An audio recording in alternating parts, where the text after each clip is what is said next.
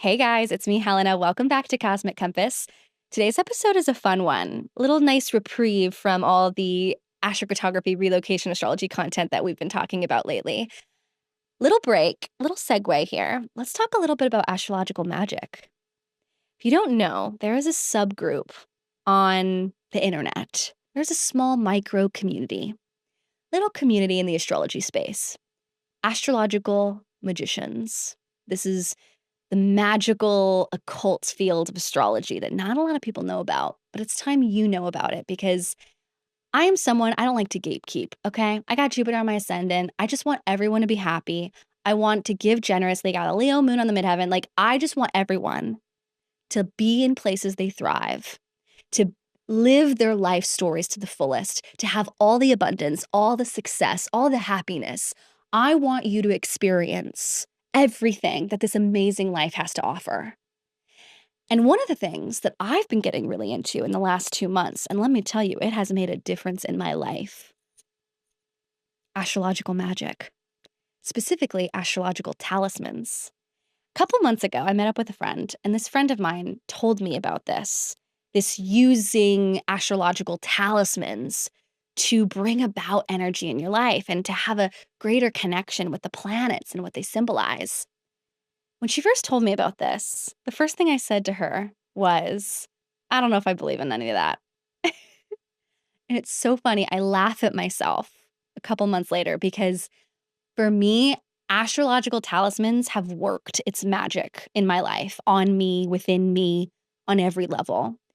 And I had to try it to experience them to know what she was talking about.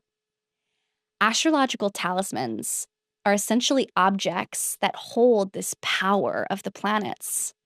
And these talismans, which you can see I'm wearing one right now as I'm recording this in the podcast studio here in Paris, I am wearing a Jupiter talisman created by none other than the iconic, the legendary Christopher Warnock of Renaissance astrology.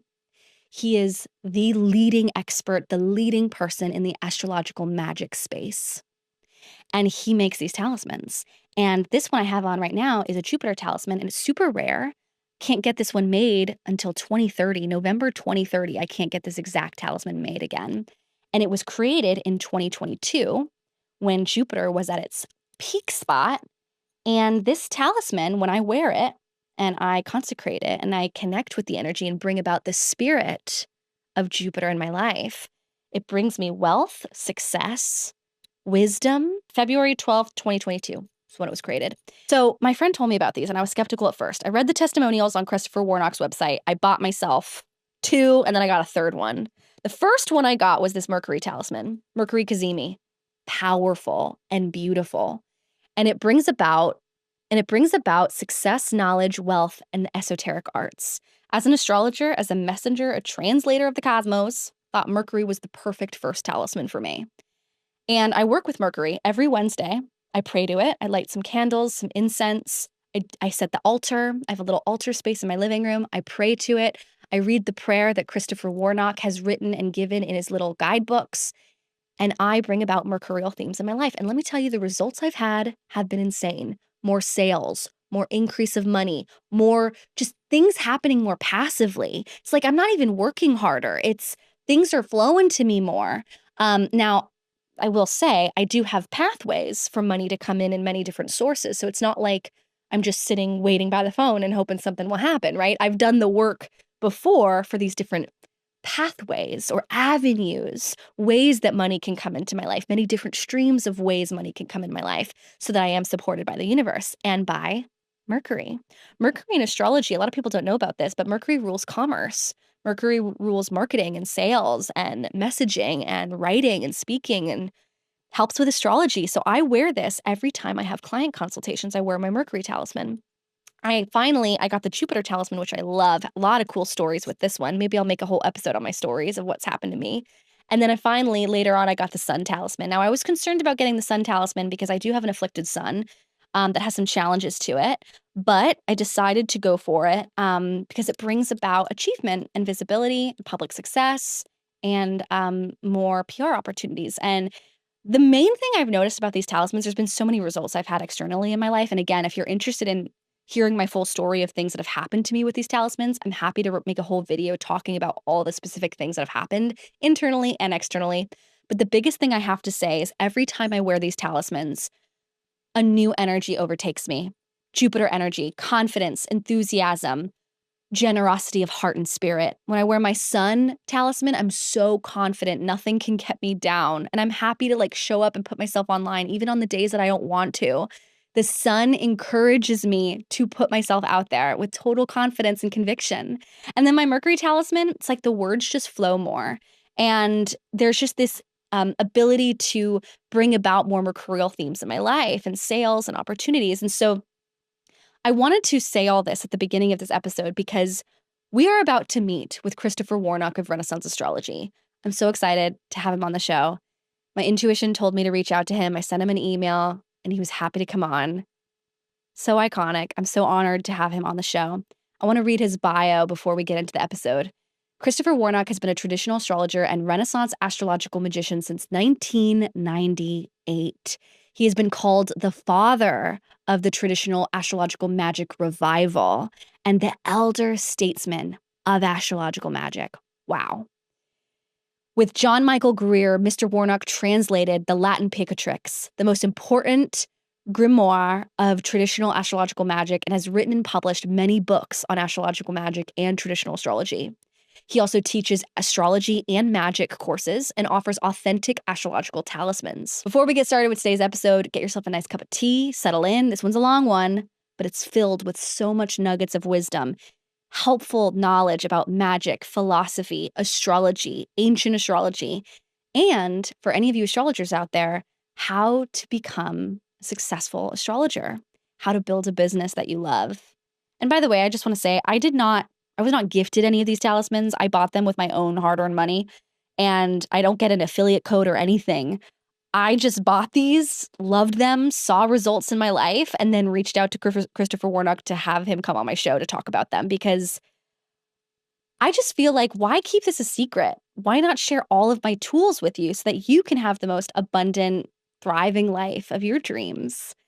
So I hope that this little information helps you, kind of gets you a little bit versed in the magic of astrological talismans, how these objects have immense power and symbolism, and help deepen your relationship to the planets, to the cosmos. All right, let's get started with today's episode. Without further ado, Christopher Warnock of Renaissance Astrology. Hello, and welcome back to Cosmic Compass, the leading astrology, locational astrology podcast. And today I'm so excited to have Christopher Warnock, the astrological leading magician, creator of astrological talismans. What an honor it is to have Christopher on the show. Thank you so much for being here.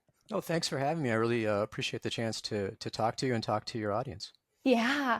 So I first found your work. I had a friend of mine who's an astrologer, and she mentioned that there is something called astrological magic, and that there is a way where you're bringing in the energy of a transit, a planet, and you're essentially almost putting the energy into an object, like a necklace or even salt or an object, a candle.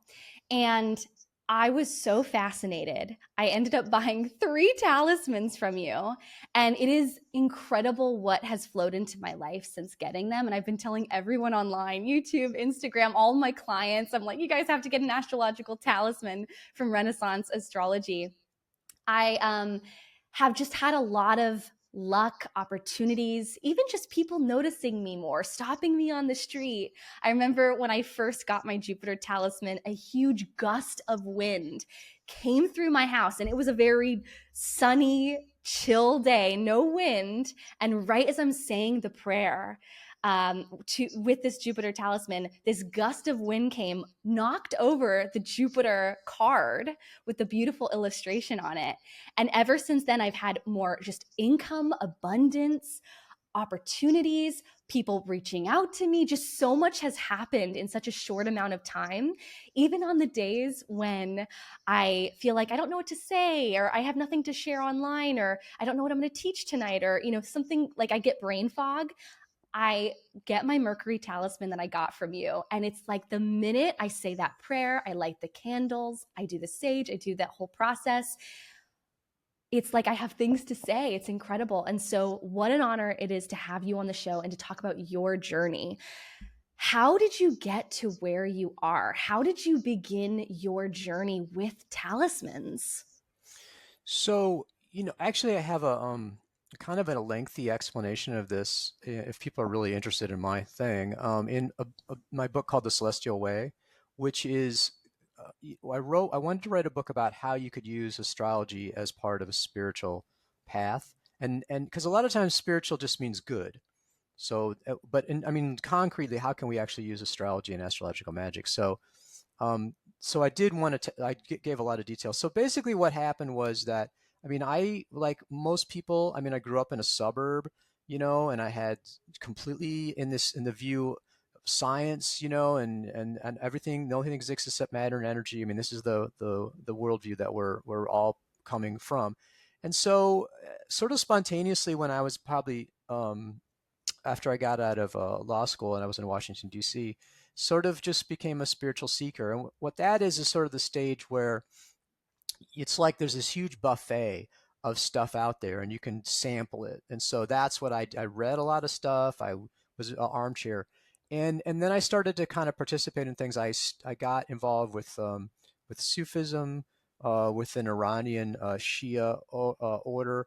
And then so again, pursuing that stuff, Zen, things like that. And then as part of that, I sort of kind of stumbled onto astrology in general. Now, this is the problem is that the view nowadays is that there's astrology, okay? And that is a lot like, I don't know if, I mean, I'm showing how old I am. There's a movie, Blues Brothers, and they stop in this roadside cafe and they say, "What kind of music do you have here?" And they say, "Both kinds, country and Western." And so this tends to be how people approach astrology. When people say, if you say, what do you do, astrology, they say astrology, then it means modern astrology. And the weird thing about modern astrology is no one wants to own that they do modern astrology. It's very strange. I mean, 20 years ago, people would be like, "I do modern astrology and it's better than traditional," or whatever. Now everyone's like doing modern astrology, but they're insisting that they're doing some other kind of astrology. But the basic modern astrology is it's natal astrology, it's birth charts, and it comes from a psychological approach. And so that's the kind of basic toolkit that everybody has and everybody uses. And so that's what I kind of encountered, Dane Rudyard and Liz Green and people like that. And I read that and I thought, well, this is interesting, but it seemed like it just seemed like a fog. Like the further you go into it, there wasn't a detail. Everything was kind of, psychological. So I stumbled across horary astrology from Carol Wiggers and then Lee Lehman. And they are in this Olivia Berkeley lineage. That Olivia Berkeley in the 80s got a hold of a book called Christian Astrology, which is published originally in 1647 by William Lilly.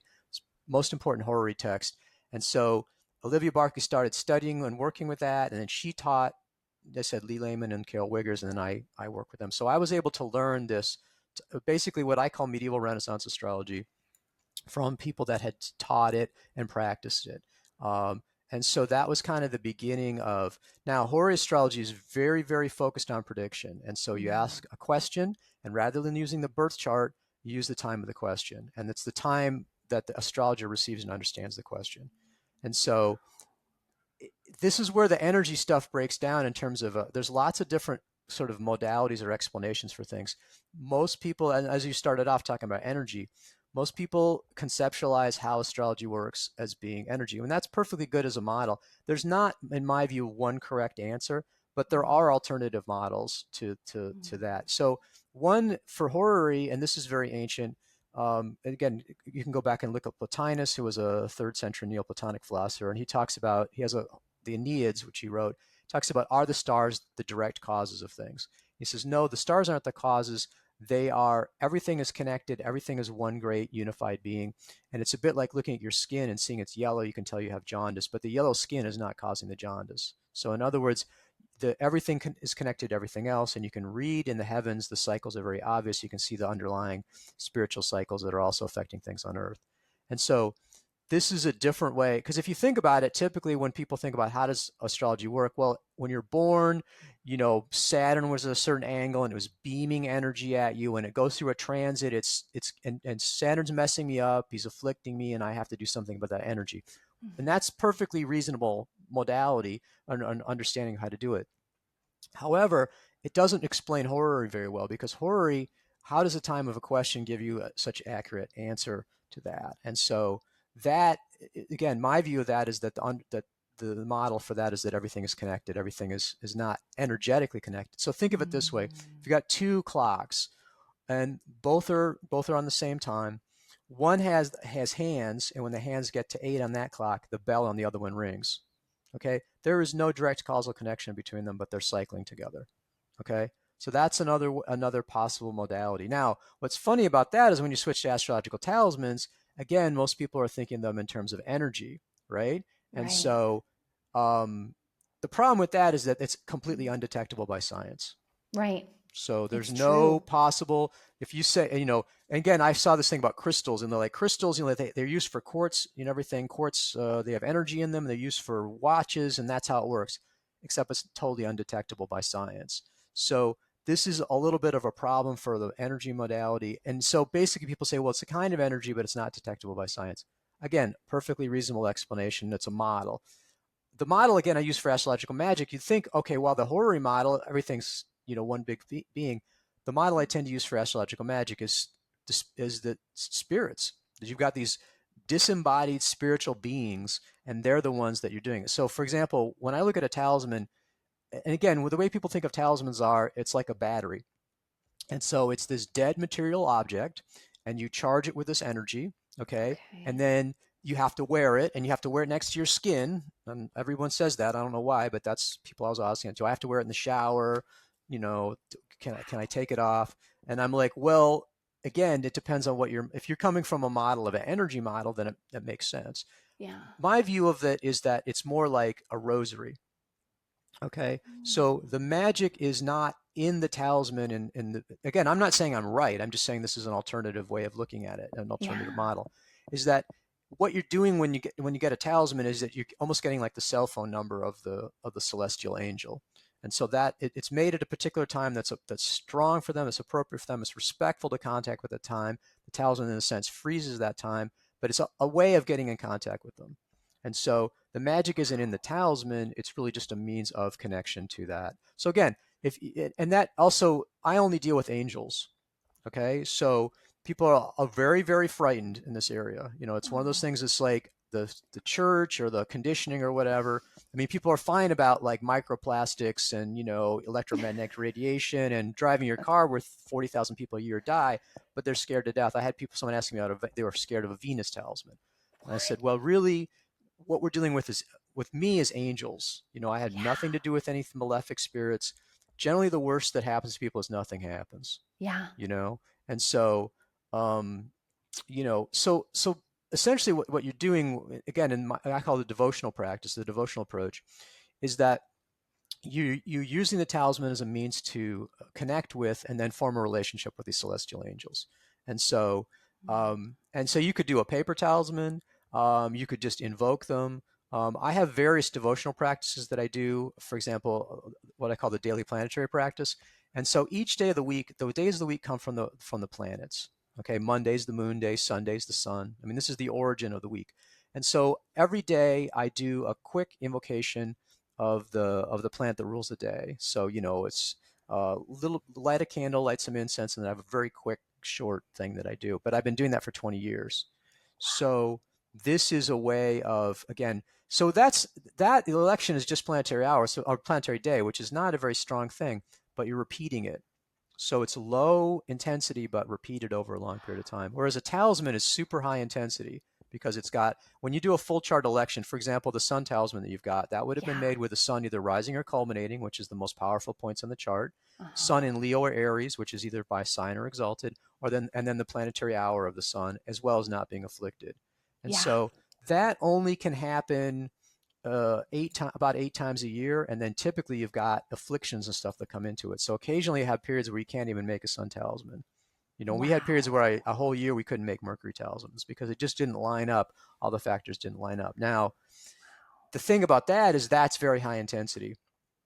And so sometimes, again, I'm not sure if I would have done this again over. I mean, I started looking at natal charts and matching the chart. I'm wondering whether I should have even done that, but I went down that Mm. road. I did it, so I'm doing that. What I do is basically see whether they're compatible, and even then, if the planet is afflicted, and again, people say, "Oh, what about the house? About the aspects?" They have about a zillion things. I look at a very limited number of things for whether it fits. And if people are Wow. interested, they can email me. If you're Yeah. interested in getting a Renaissance talisman, not just for fun because you're Yeah. curious, but if you're serious about getting a talisman, I'm happy to quickly take a look at your chart, check Yeah. out compatible talismans, and also give suggestions. The only thing I would say about that is, one, I'd ask you to be serious about getting a talisman, and two, please don't buy talismans and then say, "Oh, could you check it?" Because then that Oh. becomes very complicated. I mean, the refunds, but it's just expensive. I get charged by Yeah. Google, by PayPal. Every time I get an order, I have to pay Oh, for it. And if yeah. someone does Yeah. a refund, I'm still stuck paying for the order. Right. So I Right. really, really appreciate it if people could check with me first and Yeah. not change their mind and stuff. It Yeah. happens. I understand how that goes, Of but it's just one of course. those things. Yeah. Um, so, but what I'll do is, so for example, if I looked at your chart and you look at the sun, so the sun is never going to be retrograde or combust, so we don't have to worry about that.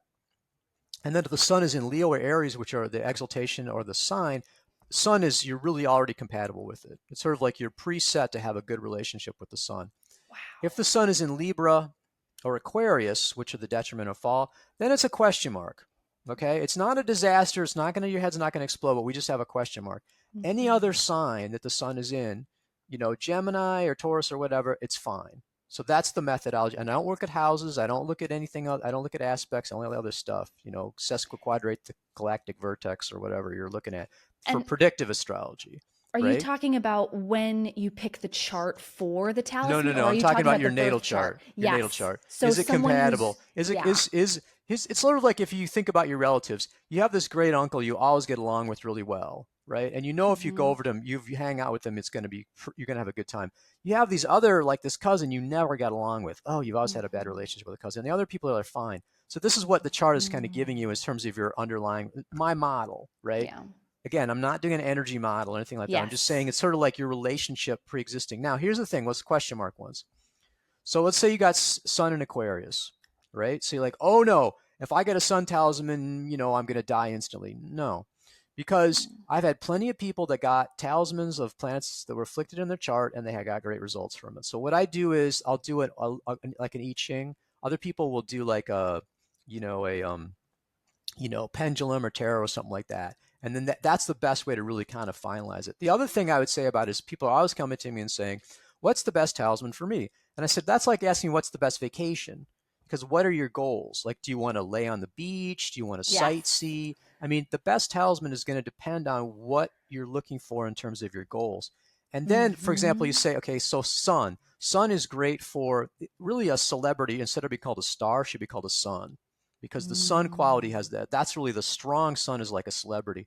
So fame, authority, marketing, Mm. getting promoted, being the Mm. boss, having power. But also, like the sun is the king, you're going to be rich. So the wealth comes with it too. And then health, because the sun rules the heart and has the. So the sun has a lot of great qualities. And it's also compatible with a lot of people's charts. Like I said, not retrograde or combust. It's a really great talisman for a lot of people. So that was an excellent choice Wow. for you. Yeah. So, um, in terms of oh gosh, when I got off on a tangent there and lost my train of thought. But did you have a question? I want to say from running, What? you probably have 15 different I questions have after so all many that stuff. questions. What are the benefits of getting a talisman? Like Okay, so practical, this is tangible so benefits. here's what I would this is a good question. Okay, Hmm. so this reminds me what I was going to say. People will come to me and they'll say, "Okay, what's the best talisman for me?" I said, "Okay, what are your goals?" And they'll say sun. They'll say, "Okay, which sun talisman should I get based on my chart?" I'm like, I can't narrow it down. Yeah. Okay, and because what people want is they want to know for sure, right? And they want to know for sure what's best, and they want to know for sure what's going to happen. And there's no way to know, right? And so Hmm. what people will do sometimes is because a lot of modern astrology is very creative and intuitive, right? Ah. So you kind of make stuff up as you go along. So people will look at, they'll Mm. say, oh, and they'll do synastry between the chart of the talisman and their natal chart. Now, like the problem with that is the talisman is not a human being. Okay, talisman doesn't have children, doesn't have illnesses, it doesn't have girlfriend or boyfriend, doesn't have a husband, it doesn't have an education. You know what I mean? You're looking at something that doesn't, it's apples and oranges in terms of what that chart means. When you look at a talisman chart, the focus of that talisman chart is getting those qualities for that talisman, like I said, rising, sun, and we don't look at the rest of the chart. And it doesn't mean anything in terms of the rest of the chart, in my opinion. Okay. So what, and so, but on the other hand, if you looked at, for example, someone said, I wanted to get this Deneb Algeti talisman because my uncle was named Deneb. And I'm like, cool. I mean, that's a synchronicity, right? I'm a big believer in synchronicity. So when you look at the talisman chart and it's got something with your chart, to me, that's a synchronicity, right? But it could just, it's not like, oh, I'm Ptolemy and I've discovered some great objective new rational astrology thing. And this is astrological. You see what I'm saying? Yeah. Like, because it just doesn't, it's all made up after the fact and it's really intuitive. So what I say to people in choosing talismans is trust your intuition. You know what I mean? If there's 5 sun talismans and you look at that one, you say, wow, that one's great. I like that one. That's the one you go with. Because then you're being upfront and conscious about being intuitive, as opposed to being like, oh, I've got a scientific, absolutely solid astrological basis for it when it's not really true. Yeah. You know what I mean? And so this is what I would say about it. Now, what are the effects going to be? No way to know. And when you get a talisman, you have to accept that you can't see anything happen at all. Okay. Yeah. This comes with the tarot. This is like prayer, right? You go and do a novena to heal your friend from cancer, right? And she doesn't heal from cancer. You don't turn around and go, garbage, no, this is a piece of shit rosary and I hate this church and Catholicism is all bullshit. You know what I mean? Because the reality of it is that there's no way to know what the effects are going to be. And it's spiritual, right? So it's unpredictable. Yeah. And so that's what I would say about it, because people are expecting it to be like an iPad, right? Oh. And I'm going to buy it and I'm going to turn it on and I'm going to have these guaranteed results. No. And same in magic in general. I had someone email me the other day and they said, here's my wish list. And it was like, I want to be a billionaire and I want to have this wife who's rich, but she's younger than I am. And she's like totally a 10. And I'm going to have this many children and I'm going to have this and this and this. And so tell me which talismans I'm going to get that will achieve these goals. And I'm just like, dude, forget about it. I mean, this is not Harry Potter. This is not a fantasy. This is real. And since it's real, working in the material world, because here's the third thing, talismans are spiritual, right? So if you're expecting them to have a material effect, it's hard for them to have material effects. It's a lot easier to have the effects that you were talking about of having, I feel better, my brain fog, that sort of stuff. But I want to have gold materialize out of nowhere. I'm going to win the lottery. And when people come to me and say gambling or lottery, I'm like, don't buy a talisman. Right. Okay, I don't even want to get into that. I don't even want to have anyone have the slightest idea that they're going to have the thing. No, you say, of course not. But I mean, like a lot of people, here's the thing. They're like, you know what? They're like, I got a great idea. I'll buy this talisman and I'll be rich. So which talisman should I get? And if I get, so again, what I say to people is I said, you have to be ready for no effects at all. Don't buy it. Unless you're going to, and there's no refunds and no exchanges. I mean, it's not like you're unhappy and you want your money back now. No, absolutely not. Okay. Don't buy it. So what I do is I really lower expectations in terms of that. So in terms of what tangible effects am I going to get, I'm going to say, forget about it. I mean, you just have to be able to take that leap in the dark and see what happens. And the other thing about the devotional practice is that you have this overlap between, you can talk about magical and then spiritual, and they really are, they're same, right? But they're two sort of ends of the spectrum. Magical is really, I want a specific effect, or I'm looking for effects, right? Spiritual or devotional is more like, okay, I'm looking for spiritual, whatever. I'm not so worried about the material effects. They blend though. You know what I mean? It's not magical is bad and spiritual is good. Because, for example, if I'm doing an invocation for wisdom, right? I'm looking for a specific effect, but that's a spiritual effect. You know what I mean? Right. And I'm not like magic is bad, but it's one of those situations like, for example, since I'm looking at these celestial angels as beings and I want to have a friendship with them, if you go into a friendship, I'm going to be friends with this person to get as much stuff as I can out of them. What can I get out of this person? That's what I'm doing the friendship for. How likely are you to have a good friendship with that person? You're not.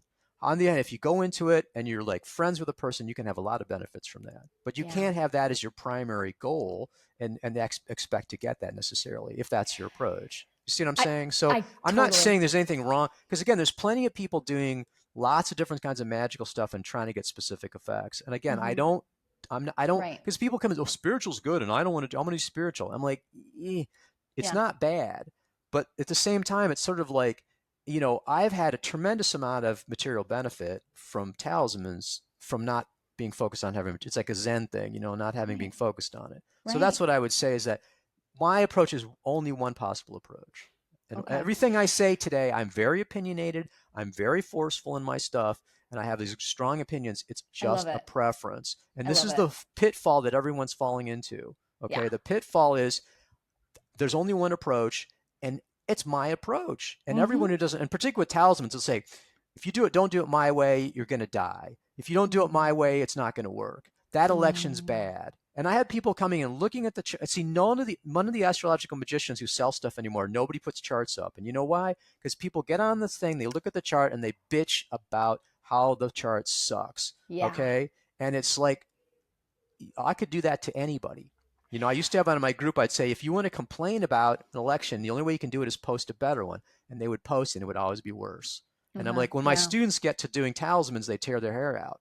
They're like, Yeah. this is really difficult because the reality of it is you're always balancing the negative and positive. Yeah. And also if you're coming from a modern psychological natal approach, right, and you look at the whole chart and then you look at the chart of a talisman, you're going to be completely off base in terms of you have a different approach. You know what I mean? It's Yeah. like, it's not like that it's wrong. It's just different. And the other thing is, again, I'm the one that got the ball rolling. Nobody would be doing astrological magic now if it wasn't for me. I didn't invent it, but I'm the Yeah. one that really kind of brought it out there. And people are Yeah. using my infrastructure. To come and Right. say I'm wrong is a little Mm. crazy. You could say, I don't follow Chris's methods, right? Mhm. But to Mhm. say, oh, Chris Warnock's doing that's a bad talisman. I'm like, it's just tearing people down. It's the typical Mhm. social media. It's the dark side of the influencer stuff, is what I would say. And I Well, would say, look, yeah. if you don't like that method, use your own, but have some Okay. respect. Because I personally, I had someone recently email me and say, I got this thing from this person and it was so bad. I had bad, blah, blah, blah, blah, blah. And I'm like, I never comment on anybody else's stuff, especially Yeah. since how do you know? No. I Yeah. mean, it was nice that you're saying all these good effects, but you can't really be sure that that was caused by the talisman, either Right. good or bad. You know what I Well, mean? And yeah. that's what I would say, particularly where people have. I had somebody say, I got a Jupiter talisman. 3 weeks later, my mother fell down the stairs, so I threw away the Jupiter talisman." And I'm like, Yeah, it's ridiculous. "But I ha- yeah, I go ahead." have to I have to say though, when you're at the top of your field and you are at the top of the astrological magic space, people are going to come after you. That's just it's part of it. It's inevitable. But they're You not know, saying I'm coming after Chris Warnock because he's at the top of the field and I just want to maliciously go no, they after won't him. say that. They're Yeah, gonna have these bases for it, and people of are gonna. course. Because here's the thing: unfortunately, people are coming to the astrological thing with a lot of fear. And Yeah. also, people are doing it for a lot of OCD and superstitious reasons. And, the skeptics are right in that. For example, Mercury retrograde. Okay. Now, the thing about Mercury retrograde is that you never know what's going to happen. You Mhm. can't predict it in advance. But Mm-mm. when stuff happens and you look back for an explanation, Mercury retrograde is a great Right. explanation for it. Now, for me, like for example, when I do a horary question, I don't know what the outcome is. Someone comes to me and they care about the question, they ask the question, and I do it in writing. So I have a written record of every single horary that I've ever done. They come back to me and they'll tell me what the outcome is sometimes, not always. But see, at that point, I know I predicted it correctly or not. Mhm. You see what I'm saying? Mhm. Because I can look at the details too. They say, well, should I go on this trip? I say, well, it looks like you're not going to go on the trip. You're going to decide against it because of blah blah blah. And then they'll come back and say, Mhm. that's exactly I decided against it because of blah blah blah. So Mhm. there you go. Yeah. But if stuff happens, like I said, the classic thing to do is look at Hitler's chart. Oh, look at Hitler's chart, and that proves Normandy. I'm like, you already know what the outcome is. You Yeah. know, when you It's already know what yeah. happened and you go back and look at the chart to find the thing, it's a complete utter waste of time. It's not Yeah. practice. It's not because people say I'm practicing. You're not practicing. It's like playing Mhm. hide and seek. Well, when you watch the people hide, you know Yeah. what I mean? That's not hide and seek, But and so that's not astrology. as a business owner, you do have to protect yourself with all of that. I'm a locational astrologer, so I help people time their trips, travel places, pick their next place to move. And That's a serious job.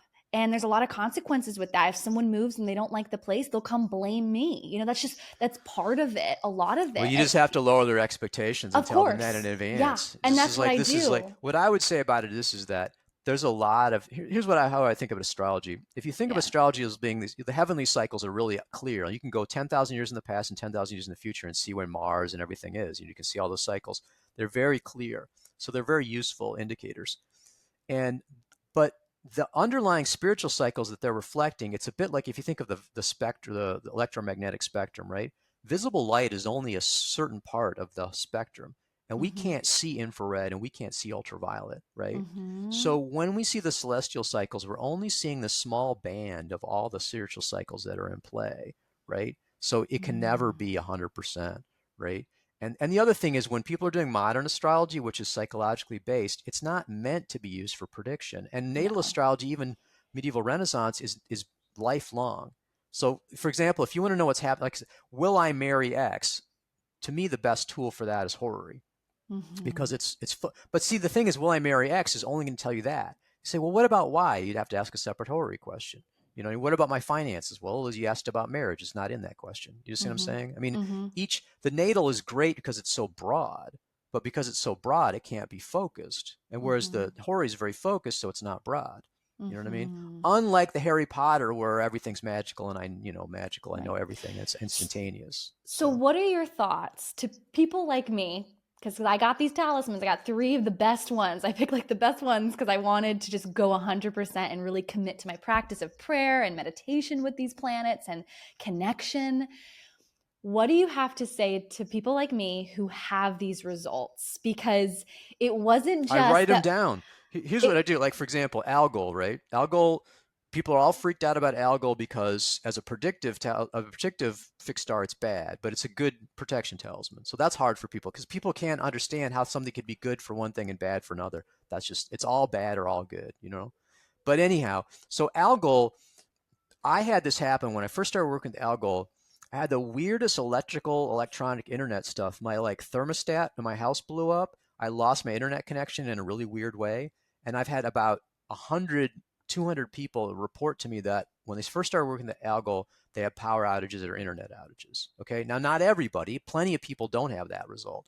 But when you have 100 people reporting that, okay, the other thing I've had people do is they'll say, like, I got the third mansion talisman and I'm driving and I saw this license plate that said 3 man, or moon man, stuff like that. Or people have dreams about Mercury. They get a Mercury talisman and that the night they get the Mercury talisman, they have a dream of Mercury. I mean, that's direct stuff right there. But yeah, I got this talisman and then I found $20. I mean, okay, you know what I mean? Maybe.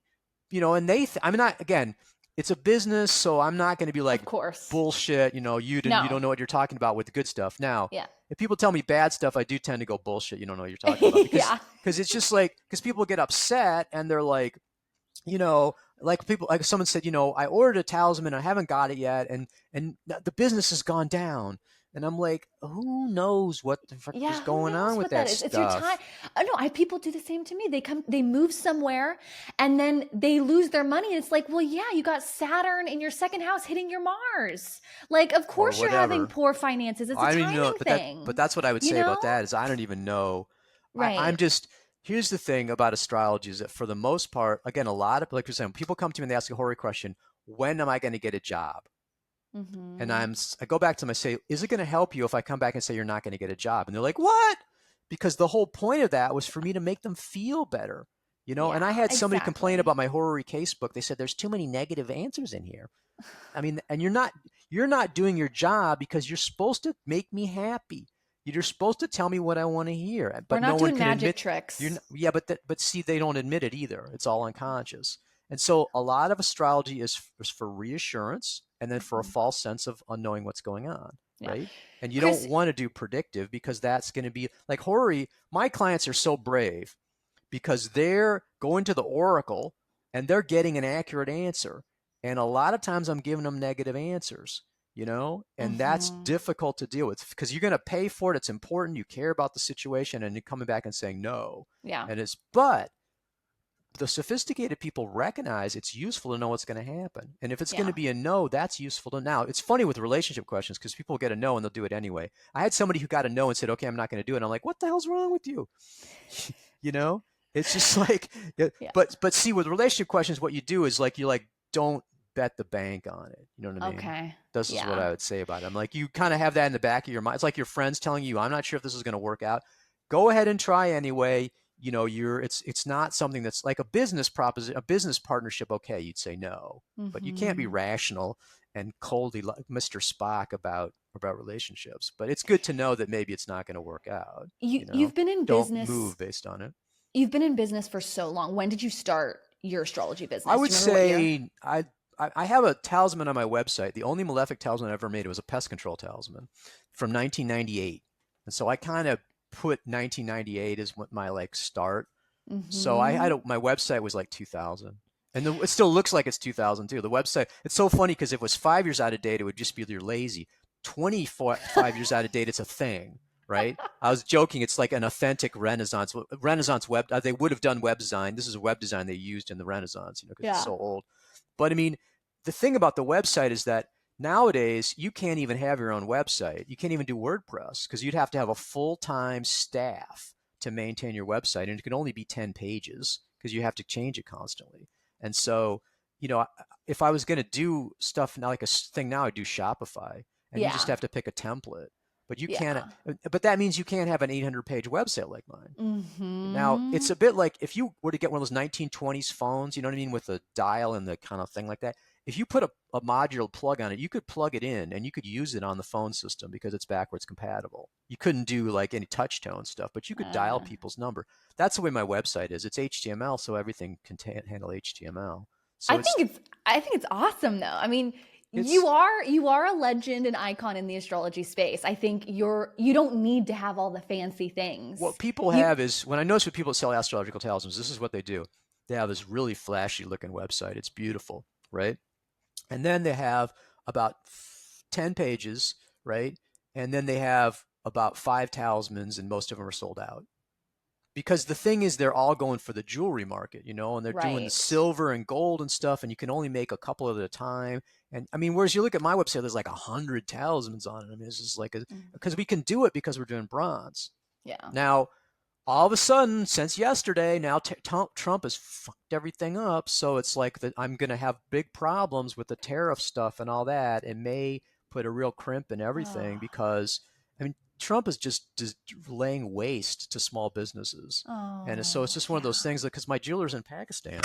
And so I have no idea what we're going to be able to Wow. do. And because he was a student of mine, and he's Okay. also way into a lot of Sufi stuff too. He has his own business in Pakistan. I was And wondering so he why in does the a lot of that charts. stuff. Yeah, I that's was people say, why is it in Pakistan? I'm like, because why that's where my Pakistan? jeweler is, Oh, you I thought know? you were like living there or something. I was like, why No. is it Pakistan in the It's the charts? other thing people ask me about. I have the astrological magic course, right? Or and they'll be like, now, when do we learn how to make gold talismans? And I'm just like, dude, it's like you need a furnace, you need a workshop, you need to melt metal to 2000 degrees, you need all this equipment and everything, and you need CAD for the design. This is not like, again, it's the same thing when people get, and then they'll get a talisman and they'll be like, a couple weeks later, they email me and they say, "It's it's turning dark. I'm freaking out. Is it demons?" I'm like, "It's tarnish." And they're like, "What?" And I'm like, "People have never ever had like they must never have ever owned silver before, right? Because they have Yeah. no idea what tarnish." I'm like, "Just I got this sunshine cloth that I use. It's like a polishing cloth. It's great." I'm like, Yeah. "Just polish it up." Yeah. They're like, Yeah. "Oh my god, I'm so worried. Is it demons?" And I'm just like, again, there's another example of just like whatever. Oh So my this is gosh. it's just kind of funny now. It's funny with the materials because the traditional sources are very focused on certain planets rule certain materials, right? Mm-hmm. And so if you make a talisman, it has to be this particular material according to the source. And so that fits in really well with people's modern approach because the whole point of the modern thing is it's energy, and the physical talisman has the magic. The magic is in the talisman. So therefore, Uh, it makes sense that it have to be made out of gold because gold is where the magic comes from, right? And that's the whole point is that's made out of the material. So unconsciously, it makes a lot of sense to people. So they're focused on that. So what they do is they go, okay, algol, let me look up this sort of diamond. Oh, I can't get a diamond. I give up. mm-hmm. Or gold. Mm-hmm. Gold is $4,000 an ounce. now. Mm-hmm. So who's going to get to have so you just, okay, if it can't be perfect, I'm not going to do it at all. So what I would say about that is that, one of the views, and this is an alternative approach other than magic, other than the spirits, right? And other than energy, is what's called occult virtue. And occult virtue is a medieval Renaissance sort of modeling. And so you have to translate it. Occult doesn't mean scary, it just means hidden. And virtue doesn't mean ethical, it just means powers. So these are hidden Ooh. powers.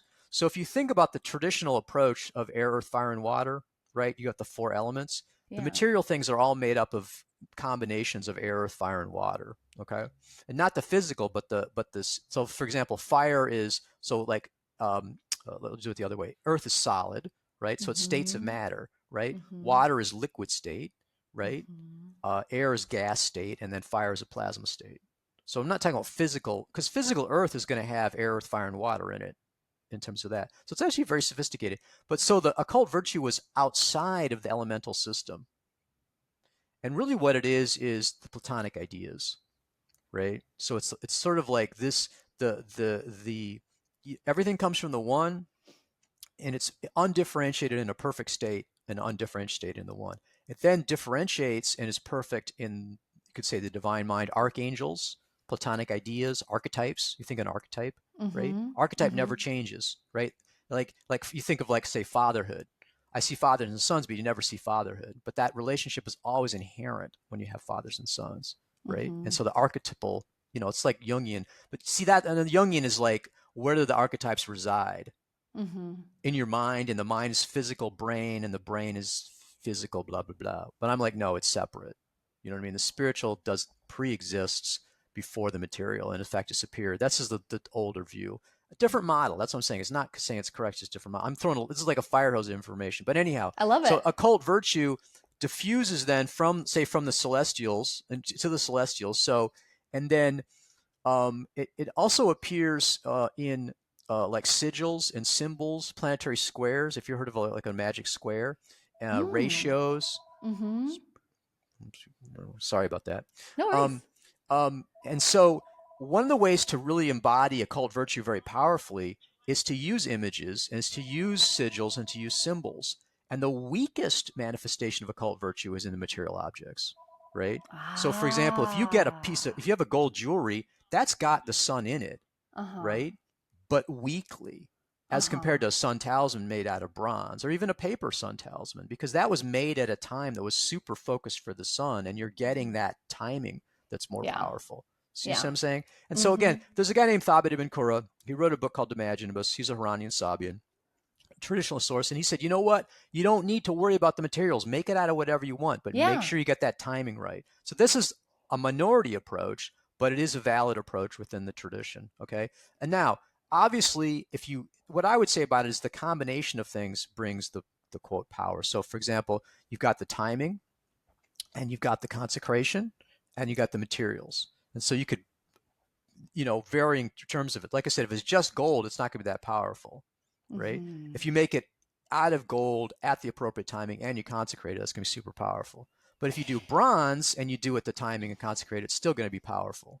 You know what I'm saying? So For all that's, of yeah, yeah. go ahead. For all of those beginners that are new to this, what does it mean when you say to consecrate it? What Okay, does that mean? What consecration does is that look basically, like? essentially, it's interesting. Like, for example, Zen, right? Which everyone thinks of being very, in modern American Zen is very atheistic. They're like, oh, we don't do anything. But, when they do the ceremonies, they do exactly the same things as everybody else. So a ritual is you create a sacred space. You like take a mundane space and you delineate it, right? And you open up this connection to the spiritual, right? And the ritual is very similar across cultures and very similar across how different people do it. So essentially, when I'm doing a consecration, now again, if I was dealing with demons, if I was dealing with goetic spirits, right? If I was going to kick ass of the spirits and force them to do stuff, if I'm binding them, if I'm telling them what to do, then I need to take a lot more precautions, right? I need to wear special protective garments. I need to have special, like lamans and stuff. I need to have circles that I'm standing in to protect myself. I need a circle to bind them into. I need a lot of protection against them because I'm kicking their ass around or I'm dealing with dangerous stuff. It's like chemicals or Wow. whatever. Wow. Angels, when you go to church, you do not need to protect yourself from the Virgin Mary. You Right. don't need to worry about, oh, if I get it wrong, she's going to blow my head off, right? Yeah. But see, you can't get what you want necessarily either.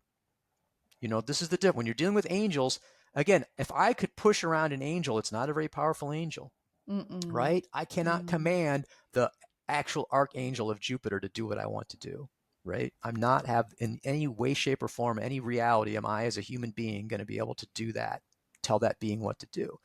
On the other Mm. hand, they're benign, they're angels, and I can hang out with them.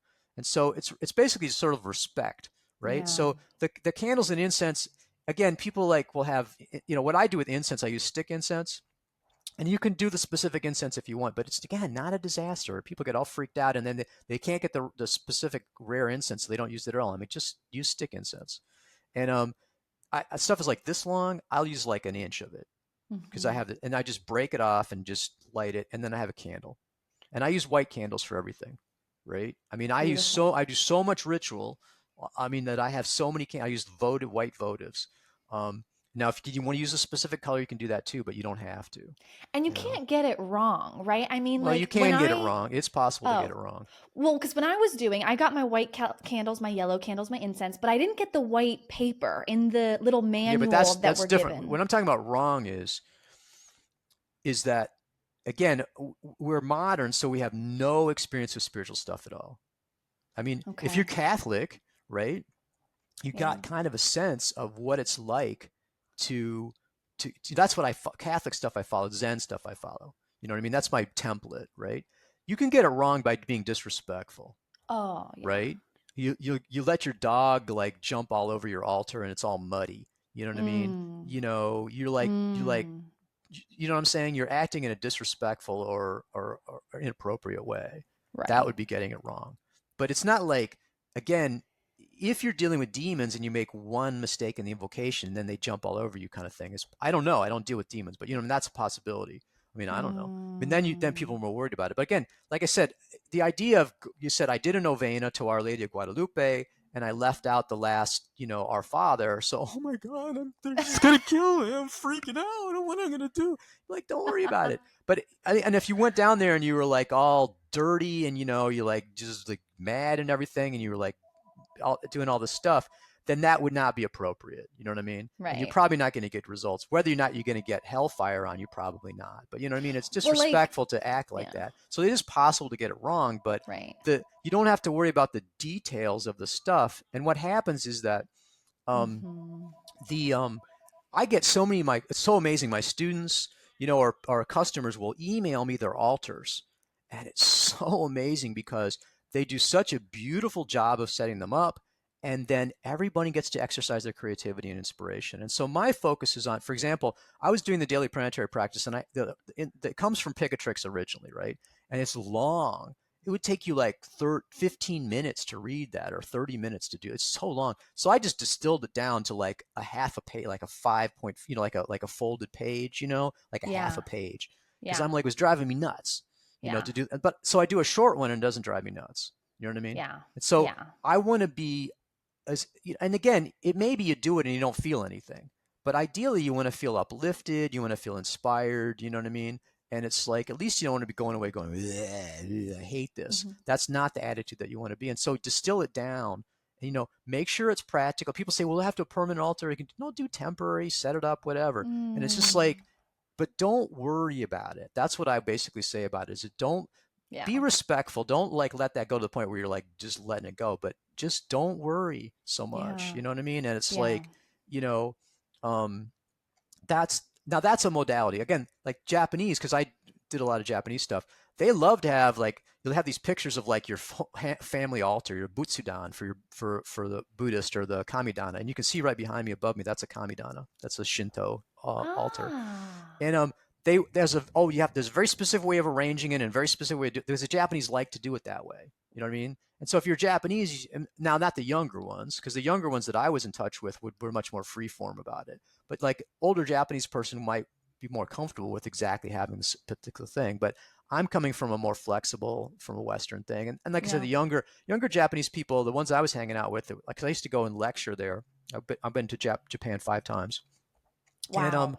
I did a lot of pilgrimage, like, Buddhist pilgrimage as well when I was there. But they were Wow. very flexible about their stuff, and they were cool. They had the same kind of, they were within the tradition, but there's a flexibility within it. So that's what I would say about it. My approach is basically I try to deeply immerse myself in these traditions, get the Mhm. essence, and then I'm willing to synthesize and do it. But only after it's like if you wanted to make bread and you just looked on the internet and you just decided, oh, I don't need flour. I'm not going to use flour. What kind of results are you going to get? And when you Mhm. synthesize right off the bat, you don't get it. But if you deeply get into the tradition, then at Mhm. that point you're in a position to be able to maybe do some synthesis. But I don't really feel the need. I mean, like for example, with medieval Renaissance astrology, why reinvent the wheel? You know Mhm. what I mean? It's sort Mhm. of like like English writing or something. Oh, I'm going to create a new saddle or something. I'm going to do this different thing. I'm like, if you're a genius, maybe you could do it, but why not take advantage of all the stuff that's happened?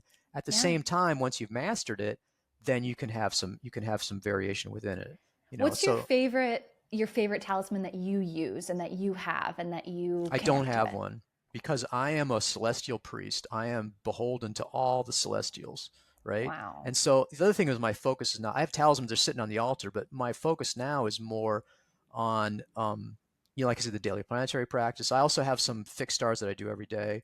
But I mean, Wow. I'm ministering to lots of people. You Yeah. know what I mean? And so that's my Mhm. function. So I don't have so it's coming. It's the same thing with you as a professionally understand it because people's like, Mhm. I looked at my birth chart. And I'm like, I don't ever look at my birth chart. Yeah, I That's not know. why I'm doing this to look at my Yeah. birth chart. Okay. Yeah, This is when like you're I'm a professional. yeah. I'm looking at other people's charts. You know You what I mean? And forget. You forget to look at your transits, because you're but I so don't even focused do on that. I don't do service. transits. You know Yeah. what I mean? Yeah. I just like not. That's a modern thing. It's like a whole different thing. And it's like because people come to me and they'll say, someone asks me like Uranus, and I'm like, dude, I just don't use it. And Yeah. it's not wrong. It's just Yeah. like it's like someone coming to me and saying I'm a rabbi, and like you should really study Sanskrit. Sanskrit is really good. You should get into Sanskrit. And I'm like, I do Hebrew. You know what I mean? This is Yeah. what I do. It's like, I'm not saying it's wrong. It's just like, or people, somebody the other day emailed me and said, was giving me some useful information. It's like, you could find out some more if you looked up at this. I'm like, Mhm. dude, who do Yeah. you think you are? You know? So, you've been doing your business for so long. What Hmm. keeps you motivated? Currently, what I'm focused on is really, that's why the teaching I think is important, is to try to keep the lineage going. You know what I mean? I'd kind of like to Mm. establish a lineage of students and then have them teach Mhm. and things like that. I mean, but it's funny because I was talking to somebody who was this older guy in England, and he's like had some school of astrology, and oh, someone's going to carry it on, and there wasn't anybody. So I'm like, I'm not really particularly. You just have to give up that kind of thing that there's somebody's going to like carry on your legacy or whatever. But by Mhm. getting it out there, I mean, there was a guy named John Boyd who was a strategist. He was like a pilot, right? And he came up with this incredible strategy stuff, but he never wrote a book. So it's been actually pretty influential in the military. But by not writing a book, he lost a lot of the things. So what I'm actually working on now is a book. I've actually got the title. I've got started working on an outline. It's called Talismanica, which is going to be advanced astrological magic. So it's not going to be a quick and easy guide to picking up astrology. And I know people are going to bitch about the fact like, well, you don't explain stuff, and you're like, it's advanced. You know what I mean? And it's meant to Yeah. be. It's like a physics textbook. It's not going to explain everything. You know what I mean? Mhm. So, Mhm. but nevertheless, a lot of the stuff that I'm doing is very much outside the mainstream. You know what I mean? There's a Wow. standard approach that people take, but there are alternatives, and there's Mhm. nothing wrong with a standard approach. But what people don't recognize is there could be other ways to approach it. Now, the Mm. devotional stuff is more and more people are attracted to that. You know what I mean? I'm finding a lot more and more people are now. Not everybody is. A lot of times people say, "Well, I want this particular effect, so I get the talisman." That's perfectly fine. You know what I mean? That's great. But what I'm finding too is there are people that are like, I like this devotional approach. I'm enjoying doing this. I'm like enjoying having the building up this relationship with the Yeah. planets and everything like that.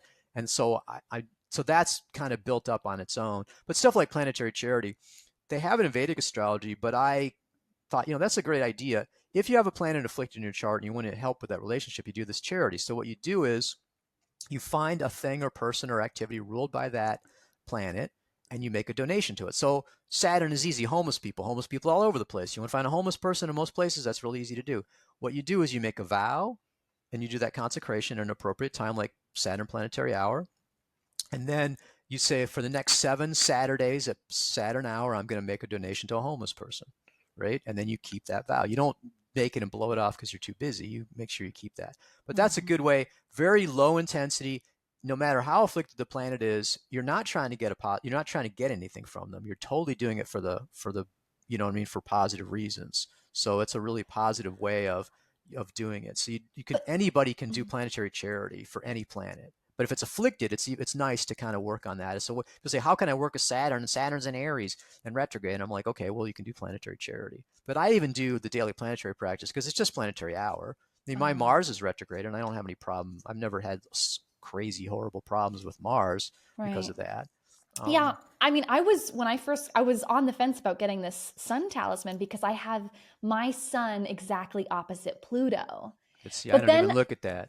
Yeah, but then I just decided, no, I'm not going to let the fear of a little worry about, that opposition to Pluto There's to hit my any sun. planet you look at, it's going to Yeah, have some problem with it. exactly. Exactly. I wanted to get the sun energy. So I think that big picture perspective, that holistic perspective, get the talisman that you feel I'm not drawn even sure to. that I should have done that stuff about certain question marks. You know what I What do you mean? mean? Because I mean, what Picatrix says is, and this is the only thing it says in traditional sources, it says if you're going to invoke the planet, Hmm. it's going to be stronger if it's powerful in your chart. Hmm. So okay, Hmm. well that makes sense, but that doesn't mean if it's not powerful that's a problem. Mm-mm. Yeah. You know what I'm Yeah. saying? So I could have Hmm. gone with that, but I went with a well, because the Vedic they go back and forth on it. They do the natal Mm. stuff, and I'm like, okay, fine. Mm. The more I've done this, the more I'm like, I just don't want to feed into the fear thing. But at the Yeah. same time, I also don't want to just say you can throw the rules out the window because that's another problem with the pop approach. Is I'll just Right. I talk I spend the internet for 15 minutes. I watch a couple TikTok videos, and now I can just make it up. And it's because people will email me, and what they're looking for me to do is to tell them that they did a good job. It's like a little kid who drew the picture of the rhinoceros, and you're supposed to say, "That's a great picture of a rhino. That's great, honey. You did a great job." And I'm like, they're not looking for literary criticism. You know what I mean? Mm. But it's like, but I'm like, I don't follow that approach. I'm not even saying it's wrong. I just don't follow that approach, and that gets people all upset Yeah. because they're not confident enough in what they're doing. Because what I would say about the talismans is like, you can get any talisman you want. I'm not going to stop you because, oh, I think it's wrong to get that or it doesn't follow my methodology. I want them to be out there for people to use, whatever your methodology is, right? And I'm happy to Mhm. tell people what I do, but I can't tell people what they do Yeah. since it's not my approach. And that's hard for people to That's handle because they're just sort of like, their expectation is that you're going to, because that's what everybody else does. I mean, this is how, if you really want to sell stuff, right? Just go along with what everybody says. I Just do what everybody know. else does. Don't be negative, be positive. Now the problem with that is that inevitably they don't go with it. Because if you tell people what they want to hear, they're going to come back eventually and say that was wrong. You know what I Yeah. mean? And so this is the problem with that whole approach. And I'm like, but see, luckily the horror stuff, I haven't had it recently, but what people would do, particularly relationship questions, is that they want to come back and pick the reading apart. Because I will actually write analysis and explain the astrology, right? And they'll want to come back and say, but this is wrong and this is wrong and this is wrong. Because so I would change my reading because they want this person, right? And they can't handle them saying no. So they want to go back and fight about that. You know what I Yeah. mean? And I'm just Yeah. like, I don't do that. The Yeah. other thing that's really difficult, probably the least customer satisfaction I had until I started doing this was electional. Because the expectation with election, I had some actually recently, they're like, I want this and this and this and this and this in my marriage. And I'm like, I'm sorry, I'm only going to be able to do the standard factors, and that doesn't mean it's going to guarantee anything. It's just getting a good time. It doesn't Yeah. mean anything in terms of whether or not it's going to be a great marriage or not. But anyhow, so what would happen was I would do these elections, right? And it could never be because it has to be a certain time, date Yeah. range. We got all these constraints on it and everything. And then their expectation is it's going to be, first of all, that's very important that if it wasn't perfect, that it's going to be a disaster. And if it was perfect, then they're going to be the happiest person ever. Then they're using modern natal. And so they come back and look at the chart that's not perfect using modern natal, and they'd be like, what is this piece of garbage that you've given me? You need to give me another election, and you need to keep Ugh. doing these until I'm happy with it.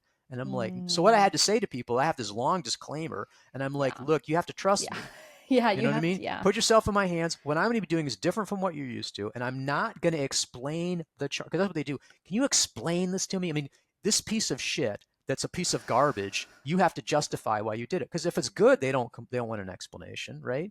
And they're like, what's wrong with you? You're not explaining it. I mean, I have the least I can expect is an explanation of why you gave me this piece of garbage. So that's what I'm saying. It's really hard. I So I have to know. basically be like, you have to trust me. I'm not going to explain. I'm going to tell you the initial conditions. I'm not going to give you any, I'm not going to give any more discussion about it because the only reason you want to discuss it is because you're not happy with it, you know? I really empathize and relate with you a lot on this because as a locational astrologer, people come to me saying, I want this in my new home. And I'm like, okay, what's your priority? What is something that's really important that you want in this next home location? And they're like, everything, I want it all. And I'm like, okay, I don't know how I'm going to help you because you have to give me some direction of what is important to you. What are your priorities? Because then I can find a relocation Well, chart so and the you have a little lines and more the maps. choice because what I'm doing is like for a marriage, right?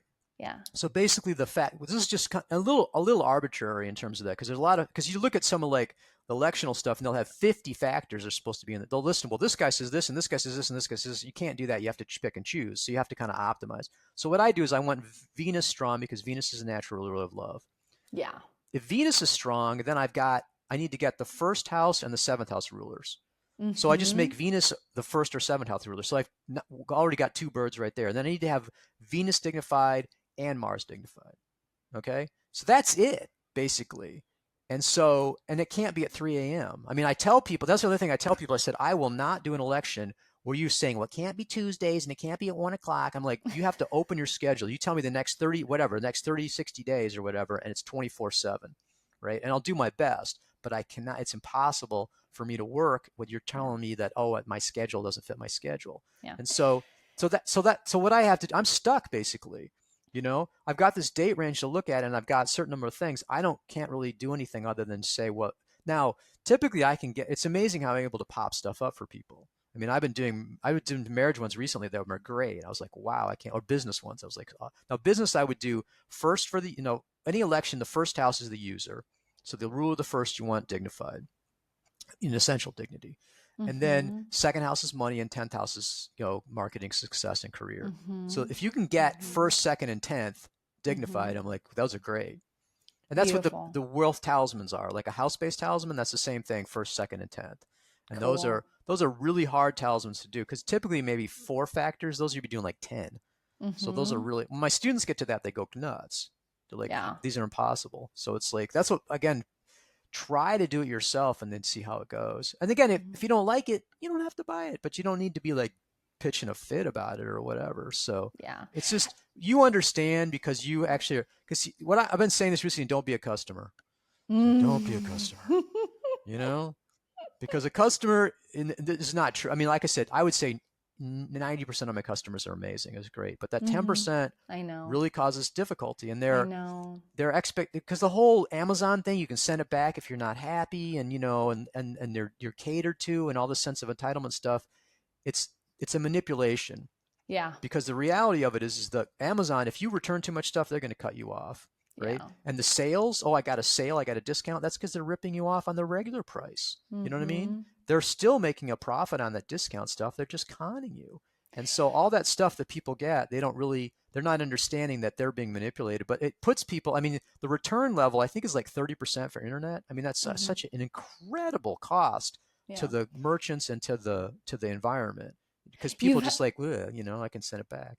you've had your business since 98. You've had Mm. so much staying power, longevity, endurance. So many people start a business and then they quit 10 years later. How have you protected yourself, your energy, amidst I all the don't go out on projection? the social media. I never participate in anything where I'm not in control of. We're not like, for example, my YouTube videos are all media. The mediation's on, right? So I So just don't go you don't out in look at that. comments, you don't look at what There people are are no saying. comments. I mean, there are. I just delete them. You know what I Wow. mean? So it's like you're protecting yourself from Yeah, you that got to stay out of that projection. space. I certainly don't Yeah. go on social media and Yeah. like and go into groups and get in discussions with people because people Yeah. will abuse you. I know. I I mean, know.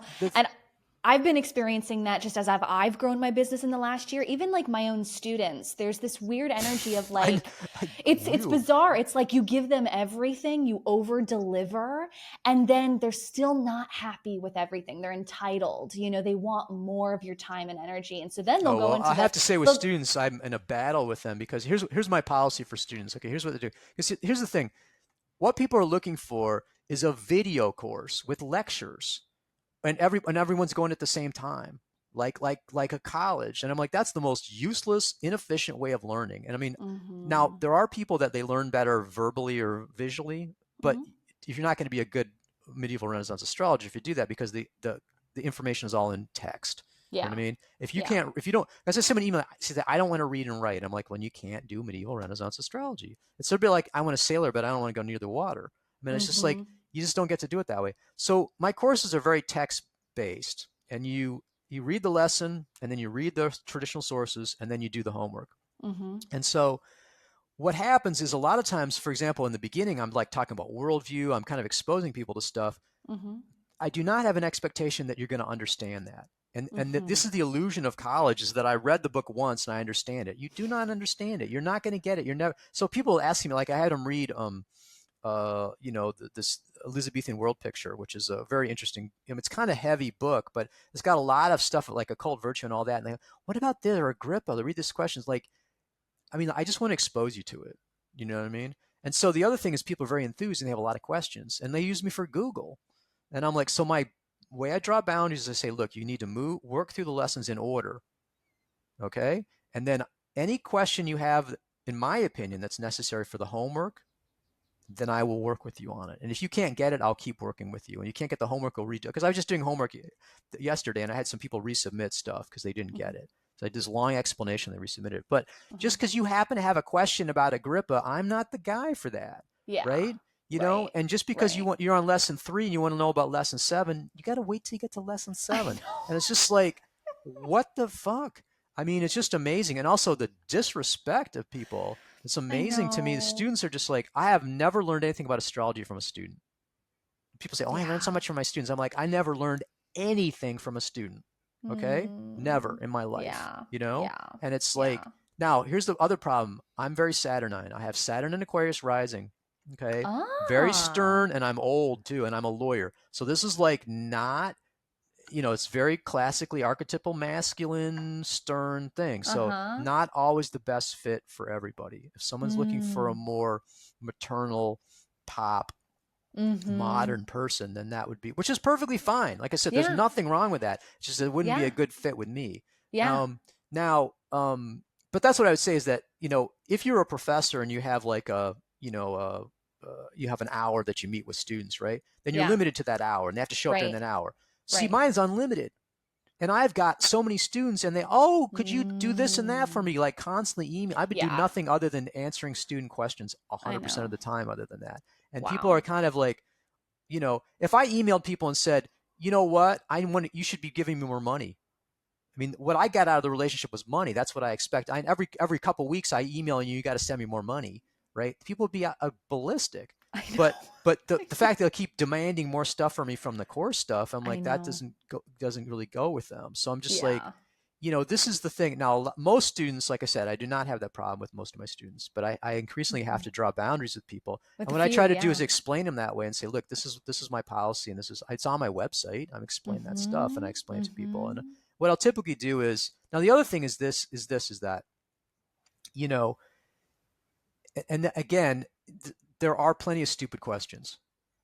There's a lot of stupid questions, in fact. And a stupid question is like when you don't read the lesson, Mhm. you know? Like, for example, with the talisman stuff, I was explaining, I said, these are so I'll say recipe. I said, these are the factors you need to have in the election. The sun needs to be rising or culminating, and then I'll explain what that is. And it needs to be planetary, essential dignity, sign or exaltation, or multiple lesser dignities. It needs to be Mhm. planetary hour. So somebody emailed me and said, can it be rising? I was just like, dude, it's right there in the friggin' lesson, And I'm like, that is a stupid question. You know what I mean? And you're Yeah. wasting my freaking time with that. It's like, on the other Yeah. hand, there are people that, one of the things that's been cool about me is that like I said, I'm very visual. I learn from reading. Yeah. Other people have different ways of learning. And so I am willing to be flexible in terms of like, for example, I like to break stuff down for people, because a Uh-huh. lot of times it's like A to D to F to Z. You jump there's Uh-huh. and people will get it. They don't need the intermediate stuff. But other people, they need it broken down for them. And with the medieval Renaissance, you're coordinating a lot of stuff, so it can be kind of a Mm-hmm. lot of moving parts. So I like breaking that down. And what I'll do is like I'll do a video. I'm like, that's a good question. I'll make a video. I have like for my discussion group, I'll put a video up for my students, like I stuff like love that. that. And so that's what I would say about it is that, and then I'll get to a point with people where they are asking me good questions, they are doing stuff, and I'm willing to respond to that. But the laziness of like wanting their food chewed for them, as opposed the same thing with like, what's the longitude of so and so? I'm like, dude, I'm gonna have to Google it. You can Google it. Don't be asking me shit like that. It's I like just I I really relate. I really relate well, if you're to what you teaching, you're going to get experience. it. Because here's the Yeah. problem. Here's what's happened is that, I was, I've been initiated into pretty traditional stuff, like for example, the Sufism, the Zen stuff, and I studied with an Ayatollah actually who was in Washington D.C. And the Ayatollah is basically it's someone like a combination of a philosophy professor and a judge. And so they studied they have sort of independent Supreme Court justices. It's really weird. They can issue like a ruling, but they're on their own. But he also studied philosophy in the University of Toronto. So I studied Islamic philosophy with him. But when he came in, we stood up, Wow. out of Wow. respect. And it's just Wow. like American students, this is like they have zero respect for their teachers. The teacher is just a waiter. You know what I Mm, mean? And everyone's mm, been catered to for so long, and there's no, you know what I mean? And it's so yeah. watered down. I mean, again, I went to college in Scotland, okay? And Mm, there only 5% of people go to college. So the expectation was very high. I mean, we would write essays, right? But I got tested at the end of the year, right? You would write essays. So you didn't have multiple choice or stuff tests or like that. You waited, and then for my degree, you did 2 years of study in the honors program, and then you had 24 hours of exams over 2 weeks that were all essay. mm, So I mean, this is just a much more intense. yeah. That's where I'm coming from. Yeah. Not friggin' multiple choice, watered down stuff that the way the education system works now. I mean, I think the education system now is in total decay, and it's a Wow. terrible way of learning. With You your know. teaching, do you offer like your students to write essays or is it more go at your It's a own pace? combination. Now, here's the way it Cool. works: is that everybody's all at their own pace, Mm-hmm. and this is what is almost diabolical about it, because I'm not emailing people saying, where's your homework? There's no deadlines. You have to be a Mm, self-starter, and so about every 3 weeks I have a homework day. So whenever people submit their homework, I'm like, okay, great, here's the next homework day, and I just hold it. I say, don't submit the next lesson until I do this. So that also means they can't zip through it. You can't do more brilliant. than one lesson every 3 weeks because people try Brilliant. to go too fast. They'll zip along and they just very superficial, very, and like just gobbling it up.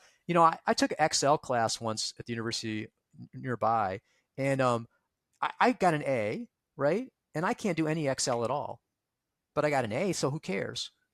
So for my Wow. job, I've got the certification. But see, astrology is not for a job. No one cares about it. All that sort of stuff. It's just for your own personal interest. And so and it's professional. I mean, I'm not expecting that people are going to be professional, but I'm teaching people if they, I mean, I'm doing it anyway.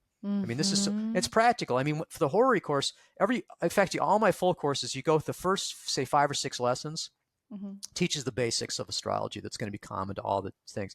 Then we Mm-hmm. just dive into doing the practical stuff. And so the horary course, Mm. you're doing horary charts. I mean, here's the question. I've given you the question, and you got to write the horary for it. And then you can see what I wrote and what the actual answer was.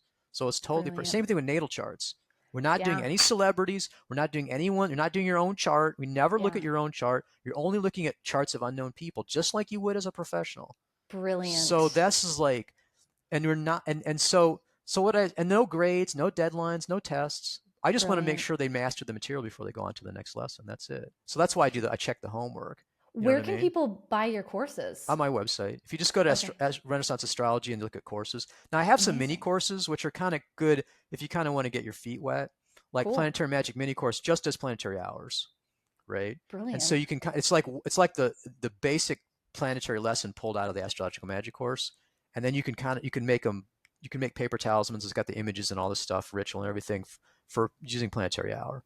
Wow. Um, So that's, you can kind of get a sense of how the courses work and kind of get your feet wet.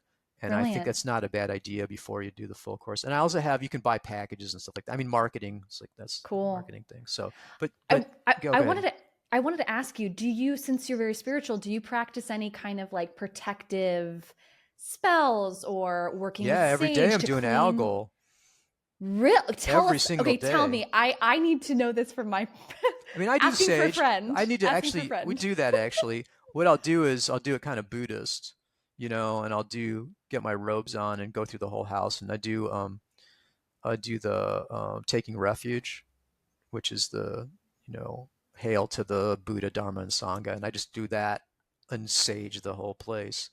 What the heck? You know what I mean? I know it's Beautiful. not And then exactly Buddhist, but it's like yeah, whatever it fits in. But in terms of algal, I mean, everybody, I like algal. yeah. Some people are freaked out by algal and other people don't like it. It's just purely whether it fits or not. Algal is the most powerful protection, spirit or angel, kind of rambunctious. Now, I had a guy, he was from the Caribbean. He did a lot of curse magic protection. And he said to me, that algal manifested to him in three different manifestations. It was the black, white, and red algal. He said, red algal is crazy. You don't even want to deal with red algal. He said, black algal is as aggressive as you want to get, you know, while protecting yourself. It's like going, and what Agrippa says is that algal, like, it's like a mirror. Anything that's thrown at you, it throws it back. Now, some people don't even want to Mm. do that. And then what I do is the white algal. White algal is purely shielding. So that's a manifestation of algal, is just shielding. So no aggressive stuff at all, just a shielding. And so it's kind of just like you said, for the day-to-day negativity and all sorts of stuff like that. So what I do is I do that. I try to do it when it's rising or culminating, which changes every day. It's like 3 minutes. It Wow. gets 3 or 5 minutes earlier every day. And like algal now is like about 8 o'clock. Wow. And What it's are some of the do you have any like examples of what your nope. clients have said about having algal talismans? Any like Well, stories that come to mind? not really.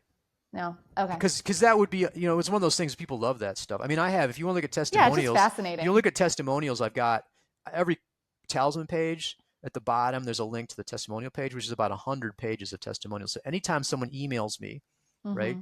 Mm-hmm. positive, I don't put negative stuff because it's marketing, but I don't Right. get that many negative anyway. But the Yeah. positive stuff, I just say, hey, can I use this as a testimonial? And Yeah. I stick it on the page. So that's Mm-hmm. that's what I would check it. The problem I would say about that is that people have some expectation that they're going to get the same result.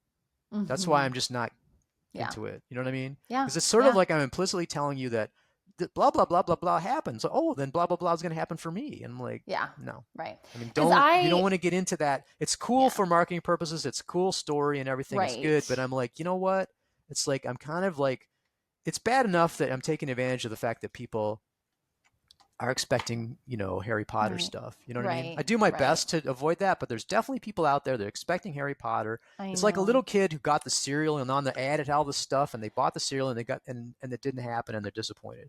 You know what I Yeah. mean? So I Yeah. really don't like that. But if I was going to depend on just advanced hermetic scholars, I'd sell about one talisman a year. You know what I mean? So it's just one of those things of like, Yeah. and I don't want to exclude anybody, but that's what Yeah. I would say about it. I just try to keep careful of that. At the same time, you know, um, for me, because I have people that say, "Oh, the spirits talk to me," which I don't doubt, but I never had that happen. You know what I Mm-mm. mean? Me Or that whole neither. manifestation to physical thing that they get into the goetic, or this manifestation to physical presence thing that they're so obsessed with. I'm like, these are spiritual beings. The most I've Yeah. ever seen is like in my mind's eye, you know, and but I haven't had direct communication or anything like that. But that doesn't bother me because it's a bit like, if you think about Hawaii, right? I've Mm-hmm. never been to Hawaii, but I don't doubt that it exists because it makes sense to me and people told me about it. It makes sense in my worldview that it's Hawaii. Same thing with like the spirits. I'm not worried that I need all this proof of their existence or that the efficacy of stuff because that's a lot of it stuff. Like the red algal, that's funny about that because people be like, where can I get one of those? And I'm like, dude, I just told you it was a disaster. It's sort of like like someone has No, an yeah. drug overdose, so people want to get fentanyl because they like, oh, I had a drug overdose. I mean, this is sort of like people's. I had this experience with Lilith, and I'll tell you about that's a good story. So, that you want a story, Yeah. I'll tell you a story. So, I had this book called it basically had a translation of a medieval magical text, right? Mm-hmm. It was kind of a combination of astrological stuff. It's magical, so it wasn't the super sophisticated. It was mostly like planetary hour or moon phase stuff. and it had some, I think, some signs. But anyhow, I was into mirrors because I was acid etching mirrors as talismans. And so it had this cool mirror of Lilith. And I thought, oh, I'll just make this mirror of Lilith. And I said, I won't consecrate it. So that's how because Lilith is generally considered to be negative traditionally. Now there's some positive stuff now, but I mean, it's considered to be a demon basically. And so, okay, I'll make this mirror. So I got this black glass. It was really gorgeous. And I did this acid etching and it was absolutely gorgeous looking mirror. So I made the first one. I thought, oh, this is cool. And then I made the second one and I got the worst vertigo attack of my life.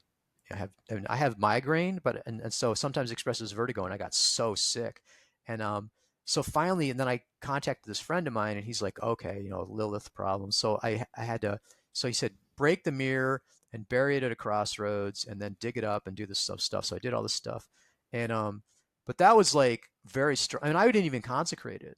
So I had this incredibly strong negative experience. And what's funny about it was a couple things. I ran into this guy later who was a big black magic guy, big time black magic. And I could hardly talk to him because our energy was so incompatible. I mean, it would make me feel kind of, he was describing, he said it made him feel kind of deadened. And for me, it was him give me allergy attacks because he was because Wow. I'm a total right hand path guy. But Yeah. anyhow, he said that's the way Lilith is. He said if you want to work with Lilith, you have to put up with all getting sick and stuff like that because that's the way these spirits are. Wow. Then other people were like, after hearing about this terrible experience, were like, how can I get some? Like, because it must be powerful, right? This is powerful and it's real. Because people are doubting that it's really real, and this is a lot of the root stuff here. Is that people are like, they're very stuck in this atheistic materialism. I mean, all of us are coming out Um, of a background where there's nothing exists except matter and energy. I mean, come on, we know that. I mean, you mm, can believe in when you believe in something, you believe in Santa Claus. You know it's not real, but you believe in it anyway, even though you know it's not real, right? mm, So that's what people say. Do you believe in this? I said, do you believe in atoms? And I'm like, what do you mean? Do I believe in atoms? Atoms are real. I'm like, you never seen one, mm, But they make that's what I'm saying about Hawaii. It makes sense within your worldview. So that's what I'm saying with this. I don't worry about did it have an effect or was it real or not or this garbage or whatever. I'm like, what I would say about it is that I trust that this exists, right? A lot of it came from my wife because she never lost that sort of, like the whole wind in the willows child, animals and, the animals and people and all that sort of stuff. There's all this yeah. elves and all that. That was a lived reality for her. And she Wow. never lost it. And that's what I came back to. So my lived reality now is where everything is alive, Wow. everything. And so like the plants and all the animals and all this sort of stuff, they're all alive, they're all spirits, and the spirits are all people and all stuff like that. So I mean, this is my reality. And so Brilliant. um and it took a long time to work into that. It's not something you can decide to do and then just turn the switch on because you're automatically going to go energy. You're automatically going to Mm. go with that atheistic materialism.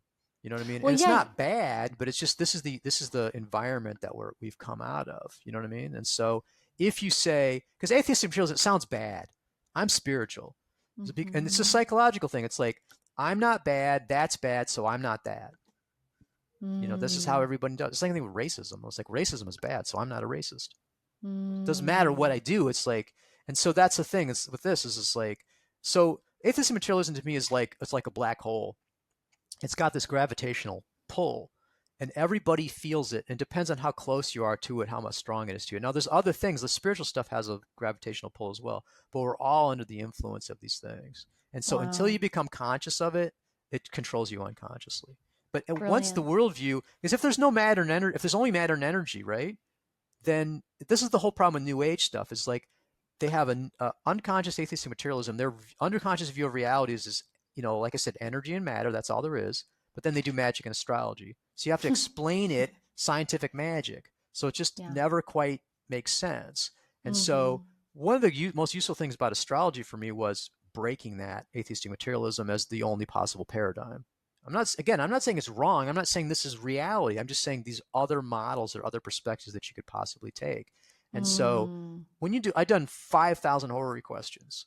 And after a while, when you keep getting them right, I'm not always right, but I've nailed it so many times that you're like, there must be, because it shouldn't be. It should be random. If you go into a scientist, they would say this is all just ridiculous random bullshit, and it's just you're making it up. I'm like, you can tell that Yeah. how you're getting the stuff. I mean, I just did an This I Ching. Like I had this problem with my books. Like that, my printer sent me this thing saying, okay, there's been an update on the requirements of the books, and all these books failed, Mhm. like including Picatrix, my book I'm publishing the most. I'm like, oh Ah. shit. So I did a quick I Ching, and I got a really positive I Ching. I'm like, okay, I'm not going to worry about it. So then the next couple of days, I'm working on it now. They're like, okay, they were helping me out and doing all this tech support and everything. It's going to be fine. You know what I Hmm. mean? So I'm like, I'm so curious. Do you have like a quick top 3 things you look at in a horary chart? When someone has a question, they pull up the chart, what are the first things you look for? Are absolutely there not. there's no You can't like do it just that way.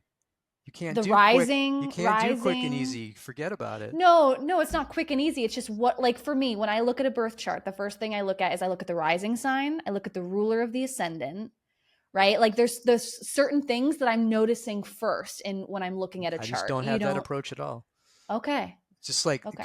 because here's the thing, Saturnine, deep. I mean, Saturn in Aquarius is deeper than deep, right? Right. This is the deep underlying nature of reality, right? And Mhm. it's, but at the same time, it's super intuitive. So here's how I do a horary. Okay, Mhm. so the the person says, "Will I marry X?" Okay, so I take the chart, right, and then I have a standardized, depending on what the topic of that is, I have a standardized thing that I walk through. So I'll first look at the ascendant ruler, right? Right. What Uh-huh. is the who is the ruler of the ascendant? What is their Right. essential dignity? What is their placement? What are the Right. aspects they're making? Okay, Yeah. then I look at the moon, and then I say, Yeah. what's the placement of the moon? What's the blah blah blah moon? Then I look at the quested house. In this case, is the seventh house. So then, what's the Yeah. ruler of the seventh house? Yeah. But you see what I'm saying? It's not Yeah. top 3 things. I have a No, standardized but methodology. but You that's see what I'm saying? exactly what my question is like what are the main things that you're looking at? And that's what I would say too But is the but ascendant, the it's ruler of the ascendant, the moon. If you're asking a relationship question, what's in the seventh? What's the ruler of the seventh? Like, yeah. but it's going to depend on the question. Do you Mhm. see what I'm saying? Yeah. And Oh, it's a no, much yeah, more of complex course. process. And then what that's doing is that's sort of mechanical. And once I go through that mechanical process, then the chart starts to talk to me, Mhm. right? But Mhm. see, Mhm. I'm sorry because I'm just like basically like reacting from this pop thing of like Of course. quick Yeah. and easy, right? And I'm like, Right. because if you said how do I do horror, I said you need to take my course. No, of course. Of But course. you see what And I'm saying though? This is like I'm but just kind of like deflecting your question because of yeah. my biases basically, which is like I can't, like people say to me, what does the moon in the first house mean? And I'm like nothing because it 100% depends on context. Right. It depends on, of course, aspects, the rule. Yeah, of course. No, I was just curious because, yeah, But that's I've, going to give you a false impression of the thing because it's right. because you said because that's a lot deeper. For example, I mean, if I like, I mean, this happens to me not infrequently where I'll be like, someone asks me a question and be like, okay, I got to pull out Christian astrology. You know what I mean? It's like I Hmm. don't normally do that because I know it well enough. But you know what I mean? It's not Hmm. unusual for me when I'm doing a question to pop out a reference book and take a Yeah, look at it.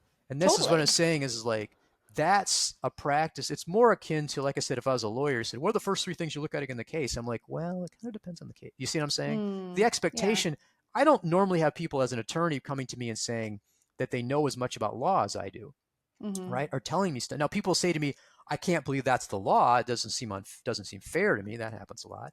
But with astrology, people already know everything.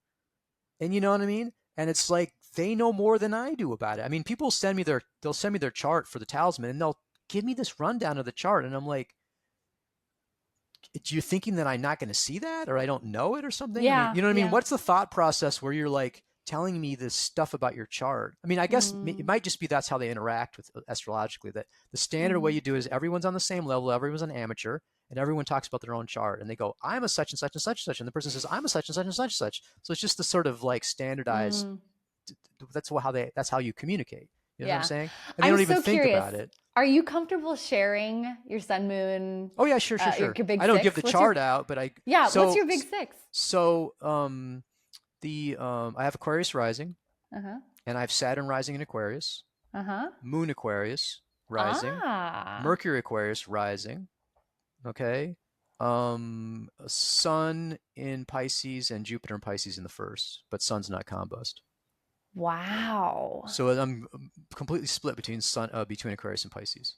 Oh, So I have that's very strong fascinating Pisces and because very strong Aquarius. So there's I a was really literally, interesting like yeah. combination because Aquarius is like Mr. Spock, and Pisces is like totally sensitive. So it's like a Yeah, really I was weird literally combination. as you were talking, I was literally thinking you're such a fascinating blend of like spiritual, magical, and practical grounded Saturnian energy. I If was you look like, at my what is if you going look at on my here? Myers-Briggs, you know what that is? Yeah, yeah, yeah. I'm an INFJ, which is the Ah, most I'm an iron. unusual.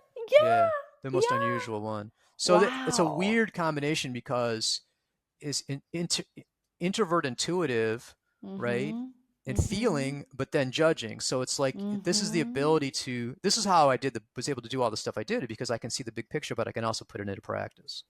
So this is the Mm, thing. So fascinating. it's like I'm not super good at like accounting. I can see how people would get into accounting. I have to do Uh-huh. like I have a trust account, for example, as a lawyer, and I have to do it to the penny. And it's Uh-huh. kind of fun to make it work out to the penny, but it's not something that I'm really totally into. I mean, I'm not Yeah. a particularly a detail. I can do the detail stuff, but it's not my big thing. And so I like the big Mm. picture stuff. And Yes. at the same time, one of the cool things about legal stuff is that that you can have an intuitive answer, right? But then how to Mm-hmm. do it and logically break it down and be able to support that is helpful too. Because it's nice to be, most people Mm. go around having opinions with no support for it other than the emotional Right. stuff or intuitive. It's nice to be able Right. to go logically and rationally step by step and be able to justify all the different stuff. Yeah.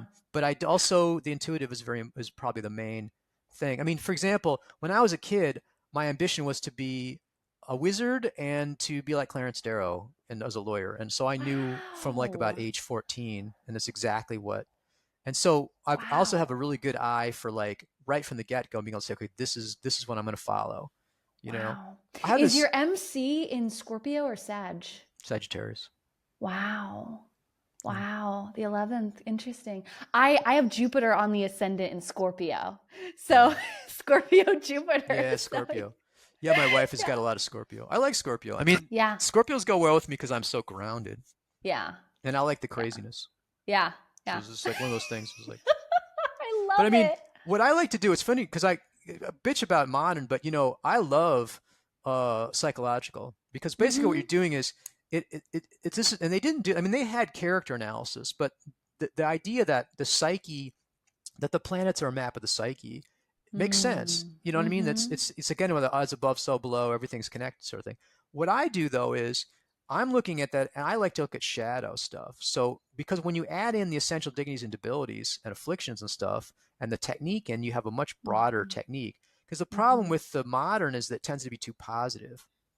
I mean, everything's positive except for Mercury Yeah. retrograde and moon void of course. Oh man, that's a disaster. I mean, moon void of Yeah. course is not a big deal Yeah. in medieval Renaissance. But Yeah. so what's cool for me to look at a chart is that, and again, it would be hard for me to. I don't teach it in my course because it's so intuitive. It's Mm-hmm. kind of hard to teach it, but I can look at someone's chart and I can see their psychology very, very clearly. But that's a Wow. lot of intuitive stuff there. It's less Mm-hmm. technique based. So, Yeah. but here's what I'd say about it. It brings up an interesting point. There is this idea that, particularly in the medieval Renaissance or Hellenistic or whatever, is that Mm-hmm. the technique works by itself. That all you need is a computer and you can run these algorithms. And there's a right technique too. There's a best technique and that works like a house system. There's a best house system that works best for everybody and everyone has to use it. And if you don't use it, you're Mm. um, so Yeah. my view is that the technique is and the intuition, experience, and inspiration of the astrologer are have to be combined. And the cool Mm-hmm. thing about medieval Renaissance is there's a lot of technique. So it gives you a lot. Like for example, you look at a chart. Someone asks you a horary chart about a relationship. The ruler of the seventh is in detriment. So that means that the person you're interested in for a relationship is either unwilling, unable, or unsuitable for the relationship. But what it specifically is going to have to come from the rest of the chart or intuition. I mean, you're only going to go so Mm. far on technique, and you Yeah. have to use it. So it's guided intuition though, because I'm not going to come in that chart and say, "Oh, it's going to be a great relationship." Mm-hmm. You know what I mean? That's Yeah. not an outcome that's possible based on the way that chart is. So my Right. intuition's not going to overthrow the chart in that sense. So this Yeah. is the problem with, and again, people are always asking me for software. It's like electional software. I said there isn't any. You can't substitute for No. the astrologer. You Yeah. can't do same thing with predictive stuff. You're never ever Mm-hmm. going to be able to substitute for the astrologer. Yeah. And the that's it's disappointing to people, but this is the reality Mm. of it. And it's like, Mm-hmm.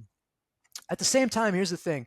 A lot of times I'm talking to the a small group of people, and it's mostly professionals. This is the thing, is like, I mean, certainly people can buy talismans, get readings if they're not a professional, but in terms of my main audience, it's probably people that are either not necessarily being paid, they're operating at that professional level. You know what I mean? And it's hard to have Mm-hmm. that much experience unless you do it professionally.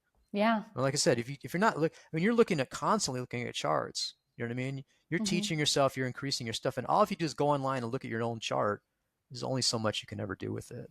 You know what I Yeah. mean? So the popification of astrology is good in a way that it provides a bigger customer base and it allows more people to be exposed to it, but it has had a really deleterious effect on what people think astrology is. It's Yeah. so dumbed down I and know. so Well, that's why I think a lot of people my generation, Pluto and Scorpio people, and like the Uranus and Neptune in Capricorn, people born in like early 90s.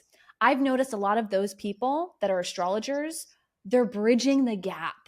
They're in the deep Renaissance, medieval astrology, Hellenistic astrology, traditional texts, but they're bringing a new audience of people using social media. So we're getting on social media and making it fun and getting people into the deeper ancient texts. And that's what I'm doing, and a lot of people that I'm noticing are doing right now too. And I think it's great. there's a distinction, and this is something that people aren't really aware of, is that um, the modern astrology basically looks at all the other types of astrology as a kind of like a repository for technique.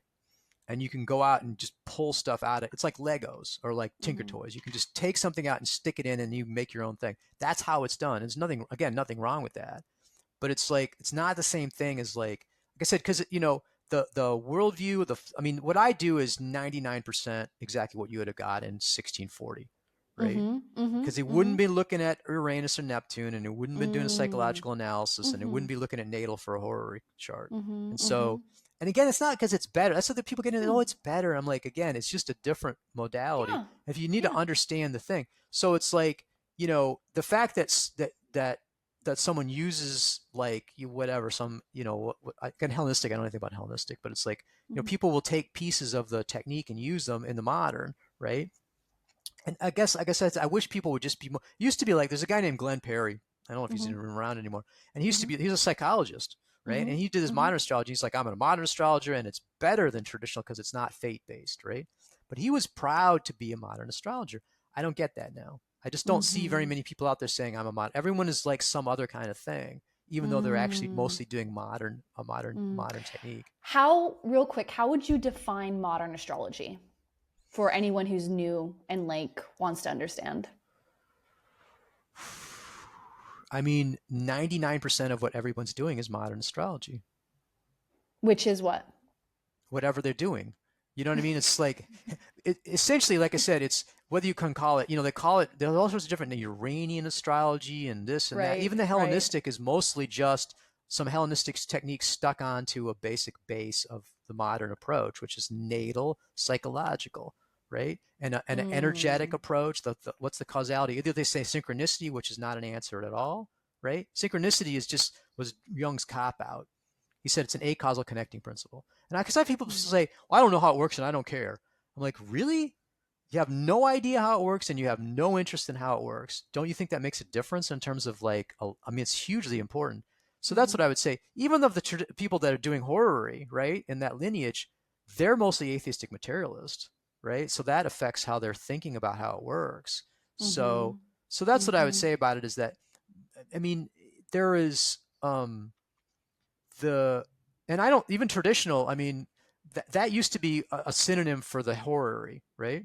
Mm-hmm. And then people decided that they said they were doing Hellenistic, decided that they were Right. traditional too, right? Yeah. Because of the prestige of horary, I think. And now traditional means whatever, non-modern, right? Yeah. So I had to start Yeah. saying medieval Renaissance in order to say what I do. Because Mm. here's what happened. They took over the traditional name, right? And then Yeah. whole sign houses became de rigueur.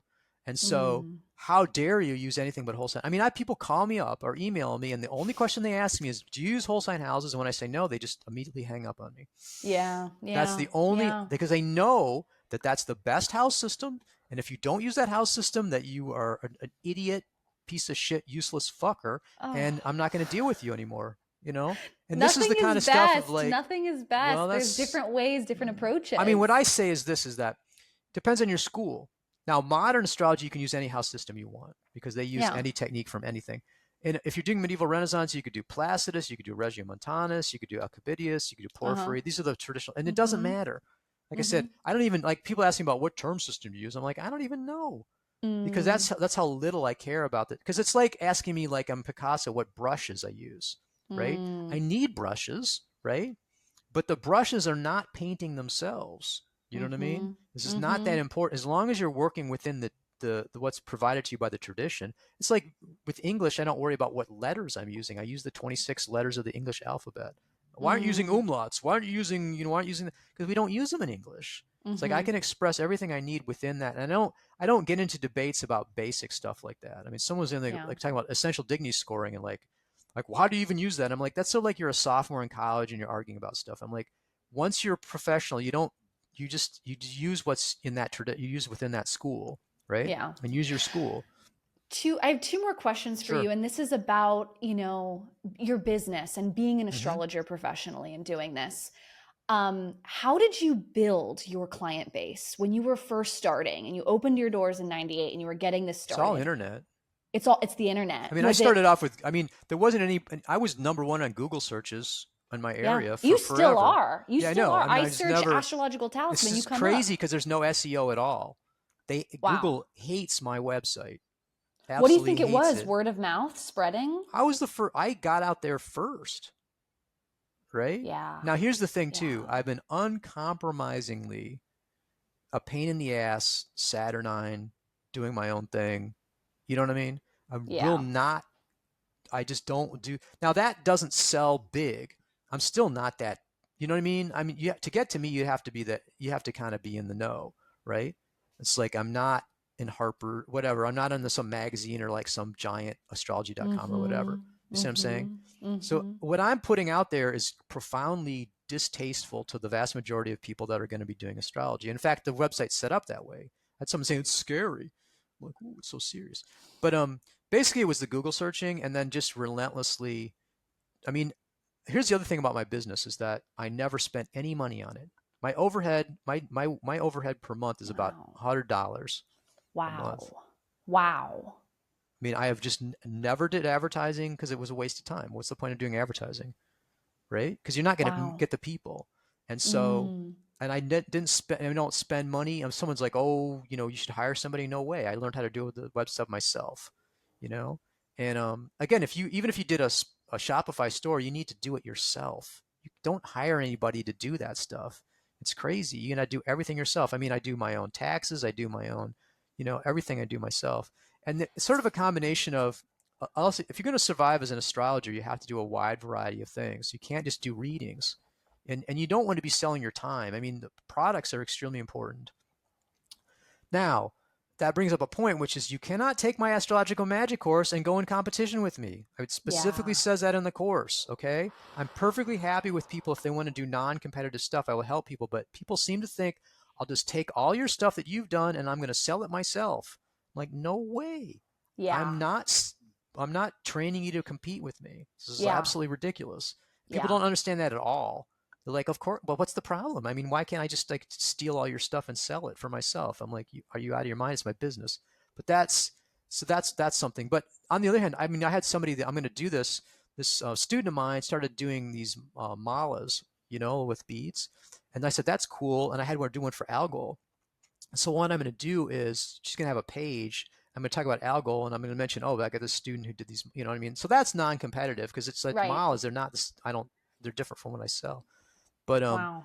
so And do you have like a lawyer or like copyright material connected to your course so that it protects you as a business I mean, owner you legally? automatically once you write something, copyright attaches. Okay. Okay. Oh, Now you can wow. register it, which gives Yeah. you increased, but you don't need to do that. Like Okay. I never trademarked Renaissance astrology or anything like that. Now here's the thing: I'm Oh. a lawyer, Yeah. so if someone was to mess with me, then I could protect myself. You know what I Yeah. mean?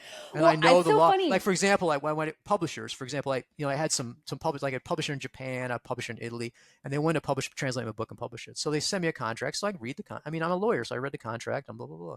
I mean, I had this problem with a Japanese publisher.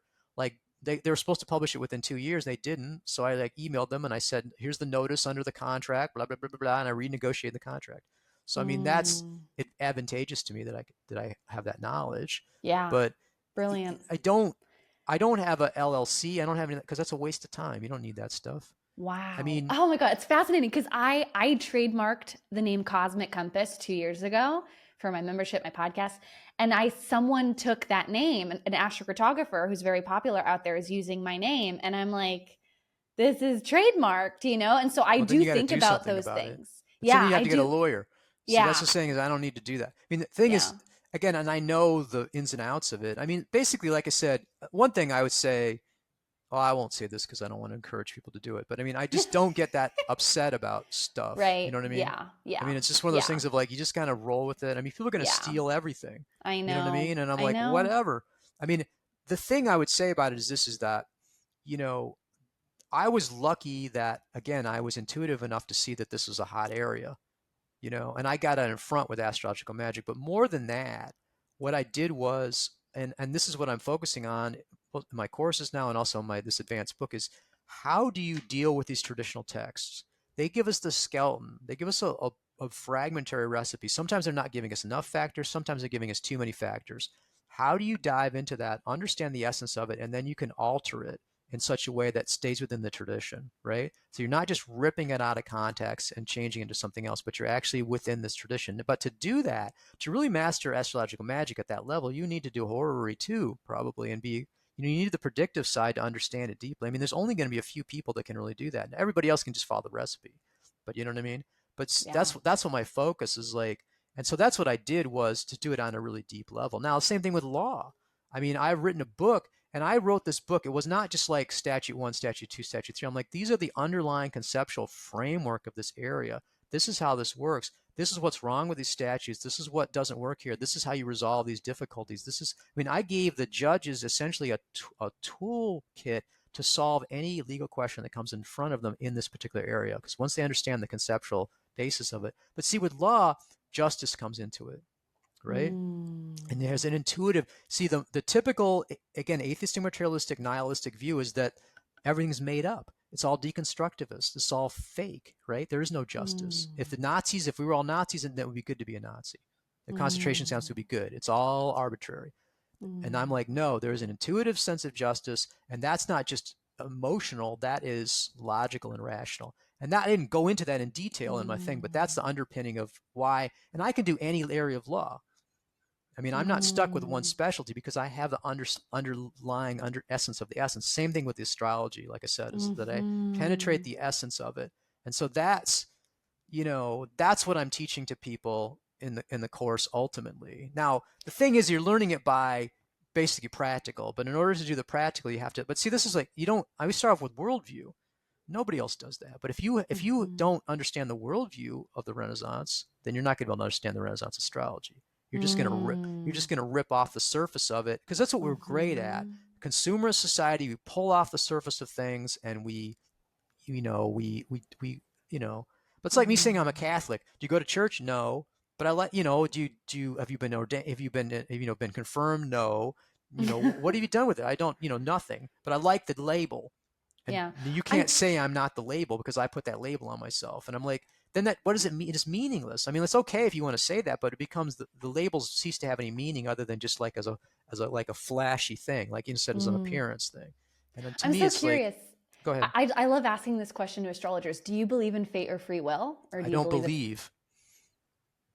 So you know what I'm saying? Because believe means I just like believe me in Santa Claus. So right there, from uh-huh. that standpoint, it's like, because it's not really real, is it? If you believe in it, right? So do you know? Do you What I know? would say about what I would say, there you go. What I would say about my experience is this: is that the underlying unity of reality is such that it transcends both fate and free will. And so the ultimate reality has aspects of fate and aspects of free will. And as an astrologer, our focus is on fate. Okay. Even a modern astrologer, if I can look at your chart and tell you your tendencies, that's fate based, right? I mean, I got in trouble in an astrological modern. I was a traditional guy, right? And I said that to them, and they complained to the owner of the thing that I was like a heretic basically, because the modern is ego based, right? The ego gets whatever it wants. You can have anything you want. That's the whole point. And the whole point of astrology is to give whatever you want. Okay. What astrology really is we study fate. Now, here's the thing. Free will, for the most part, for most people, for most of the time, including me, I'm no exception, free will is more of a potentiality, right? And so, because the vast majority of choices that we make are basically based on our social class, our race, our society, our family, our personality, our PTSD, our karmic upbringing, all that. I mean, how many of your choice? I want a Cadillac, or I want a Rolex. Really? Or is that because you've been programmed with that or whatever? So how much Mm-hmm. free will is there? Nevertheless, it exists as a potentiality at this level. Here, it's from our perspective, ego perspective. You see what I'm saying? Is there fate or free will as an objective thing? Is like that. We never can be speaking from that level. We're always going to be speaking from a particular perspective, subjective perspective. So from an ego perspective, the problem with fate is you don't get what you want. Free will means I get what I want, right? Fate is I'm not getting what I want. This is Yeah. the ego perspective. Now, you take a little Yeah. broader perspective like providence, like if you're a skin cell and you flake off, it's a disaster, right? As a skin cell. But I mean, from my standpoint, I don't give a fuck about skin cells. It's just a natural part of what happens. You see what I'm saying? So Yeah. providence is this idea that God or whatever has organized everything perfectly, and there's a plan. So that's what my tendency is to. I feel like there's a plan. I think it's not Yeah. meaningless, unfair situation, not giving me what I want. Because so Yeah. often what I want, like for example, my first job out of law school was at the IRS, and I hated it. I hated it, but I wouldn't quit because it was such a great, going to lead to career stuff. I got fired basically. And at the time I was devastated, but this has started off all this other great stuff. If it hadn't happened, you know what I'm saying? What seemed to me at the time to be a bad thing ended up being good. Now, the other thing True. is that God is not good, in my opinion, from the ego standpoint. Mm-hmm. Ultimately good, but he's going to do lots of horrible shit to you that you don't like, right? Because that's from your particular ego perspective. So that's what I would say about it. But I think that a lot of what we do as astrologers is we're figuring out how much flex there is in the situation. You know what I mean? And sometimes there's more flex than and then other times there's not as much flex. You know what I mean? Sometimes it's just never going to happen. Other times, yeah, you can work with it and do it. You know what I mean? That's what Yeah. we're able to gauge. And with horror in particular, we're gauging the predictive stuff. And it's like that. But that's what I would say about it is that the underlying any binary is never the ultimate truth. Okay, that you're Yeah. looking. It's like the blind man and the elephant. Looking at the elephant, it's like a wall. It's like a snake. It's like a column. It's like we're only getting pieces of the underlying thing, and the ultimate reality is going to have aspects of both fate and free will. But we So focus on brilliant. fate, right? As astrologers, that's what we do. And fate-free astrology is like water-free, sailing. You know what I mean? It's just Yeah. absolutely fucking impossible. And the idea that you can get whatever, because it sells, man. How many movies have you seen where like fuck fate, I can get what I want? It's like that's how, because the ego loves that shit It's the and hates ego. being forced to. And this is the true god of the 20th and 21st century is the ego. That's what we all worship. That's what we all bow down to, and Mm. that's all we really care about. And so this is the Wow. problem of, you know, the atheist, and it's nihilistic though. This is why I see Woody Allen. If you watch a Woody Allen movie, they're very depressing because he's a self-conscious nihilist, right? Because if there's nothing but matter and energy, there is no ultimate purpose to anything. It's just random, subatomic particle interactions, right? And physical Mm-hmm. laws. There's no meaning, and the whole existential thing of I'll create meaning, that's fake.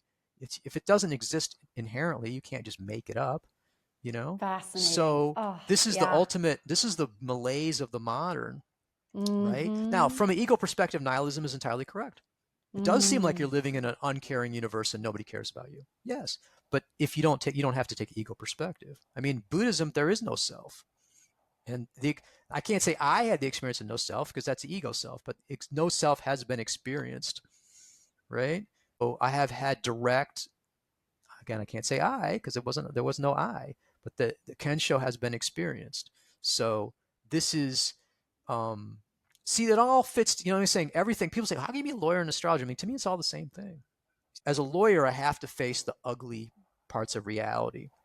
The thing with an astrologer, if you're going to be predictive astrologer, you're going to have to be facing the ugly parts of reality. Oh, And yeah. so this is just one of those things. Because I've had students say to me, well, I don't want to say no to people. I'm like, well, you'd better not be a horror astrologer then, Yeah. because you have to do a lot of that, you know? And it's My just like, so that's my rant. this is perfect. It segues me into my final questions, which I love to end on in my podcast, is what advice would you give someone who wants to get to be an astrologer, a professional astrologer? What advice would you give to someone who's I did starting a their video journey? on this, Mm-hmm. right? Mm-hmm. And essentially what you got to do is you have to think of it as, because people on my career, it's like, okay, I'll quit my job and the next day I'll have this full thing going with vacation time and health insurance and all this sort of stuff. I'm like, you have to be willing to be an entrepreneur, Mm-hmm. and you have to start out with as a gig. You got to ease in. That's what I did. I didn't. I mean, I was sort of like this much lawyer for profit and this much astrologer, and I slowly over a number of years switched it. So it's not like. And the other thing is, you got to be an entrepreneur. You got to do everything yourself. You got to be, and you got to love marketing. You got to love marketing. That's just like, if you don't love marketing, you just forget about it. And if I'm doing my own stuff, I love it. You know what I mean? I'm very excited and passionate about my own stuff. If I had to do someone else's stuff, I probably wouldn't be if I was doing it as a business. But for my own stuff, I'm excited about it. I love coming up with new products and services. This is one of the great. It's really enjoyable to me. And designing talismans, I love it. I really do enjoy it a lot. So that's what I would say is that, and most people cannot handle that. Okay, if they didn't get fired because they didn't go to work on time, they wouldn't show up. You know what I mean? Whereas the entrepreneur, you have to be totally self-motivated, you have to be totally energetic, and you have to be running around and you have to do everything yourself. Don't hire anybody to do stuff. You do it all yourself, because you start paying for it. If you got to pay for it, don't do it. Anybody that's trying to tell you to pay for stuff is just like, it's just scamming you.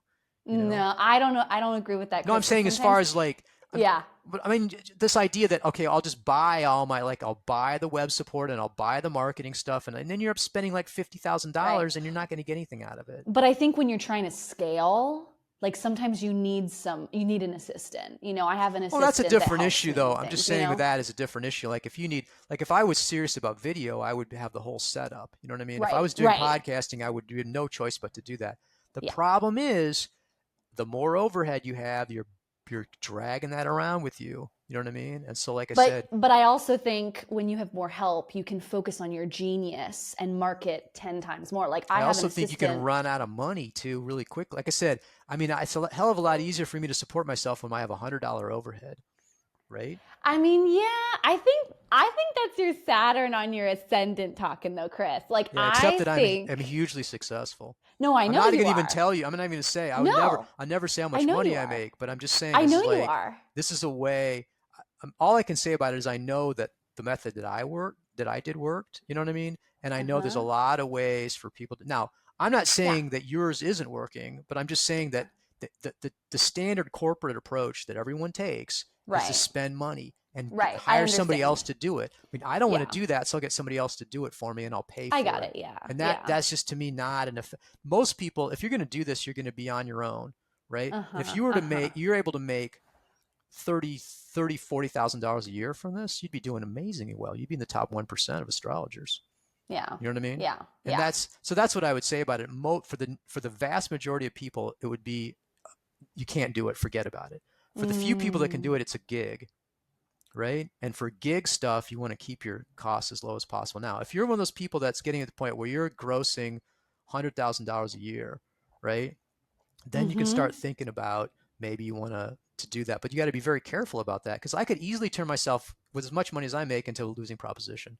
You know what I mean? If I got an Mm. office, if I started getting Right. staff, I said people, oh, I don't want to respond to phone calls anymore. I don't want to have that. I mean, I started hiring a couple people to do that and marketing people, then I'll just blow it. Then I'd be have nothing.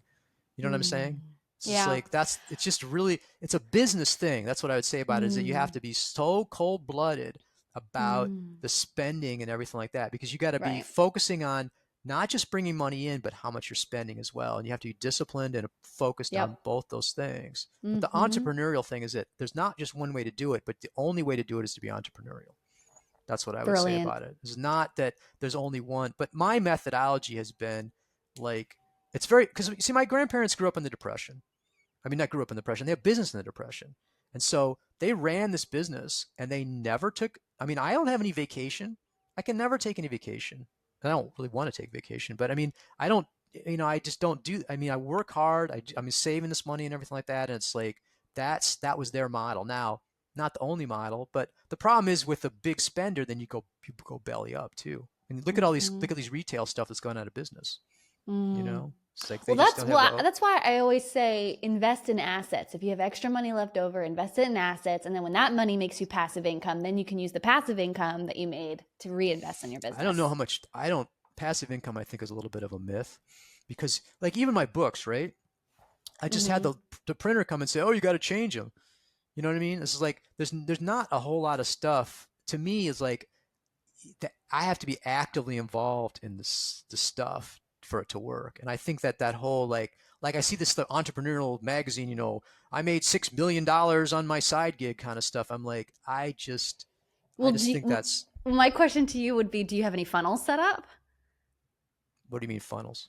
A funnel is like an email list that constantly sells your courses, your products, your creations, so you're making money as you sleep. Okay, a couple things. Mm-hmm. My courses, I have to be hands on with my courses. Mm-hmm. So it's not passive Mm-hmm. because I got to correct that homework. So I cannot Mm. in any way consider that be passive income right now. The passive income I have are books, right? Mm-hmm. Mm-hmm. So Now, that's passive income. Yeah. but here's the problem. Sales of books, the sales are declining, right? Well, Because I that's haven't my done that anything with them. So what I'm right. saying, that means I have to actively, you see what I'm saying though, is like the idea that I can just do something and then it'll just make money for me without me doing anything is I think a myth. I think Well, no, because you always have to be working with the stuff and always have to be doing stuff with it now because I got to rewrite the books. I got to write new books. I mean, the books aren't even that big. The reason I have books is because mostly for the course stuff. You know what I mean? mm-hmm.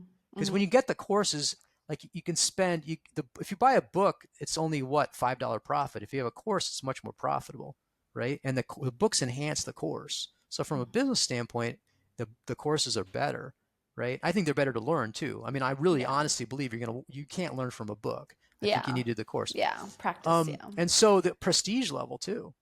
I Mm-hmm. mean, books are amazing as far as raising your prestige level.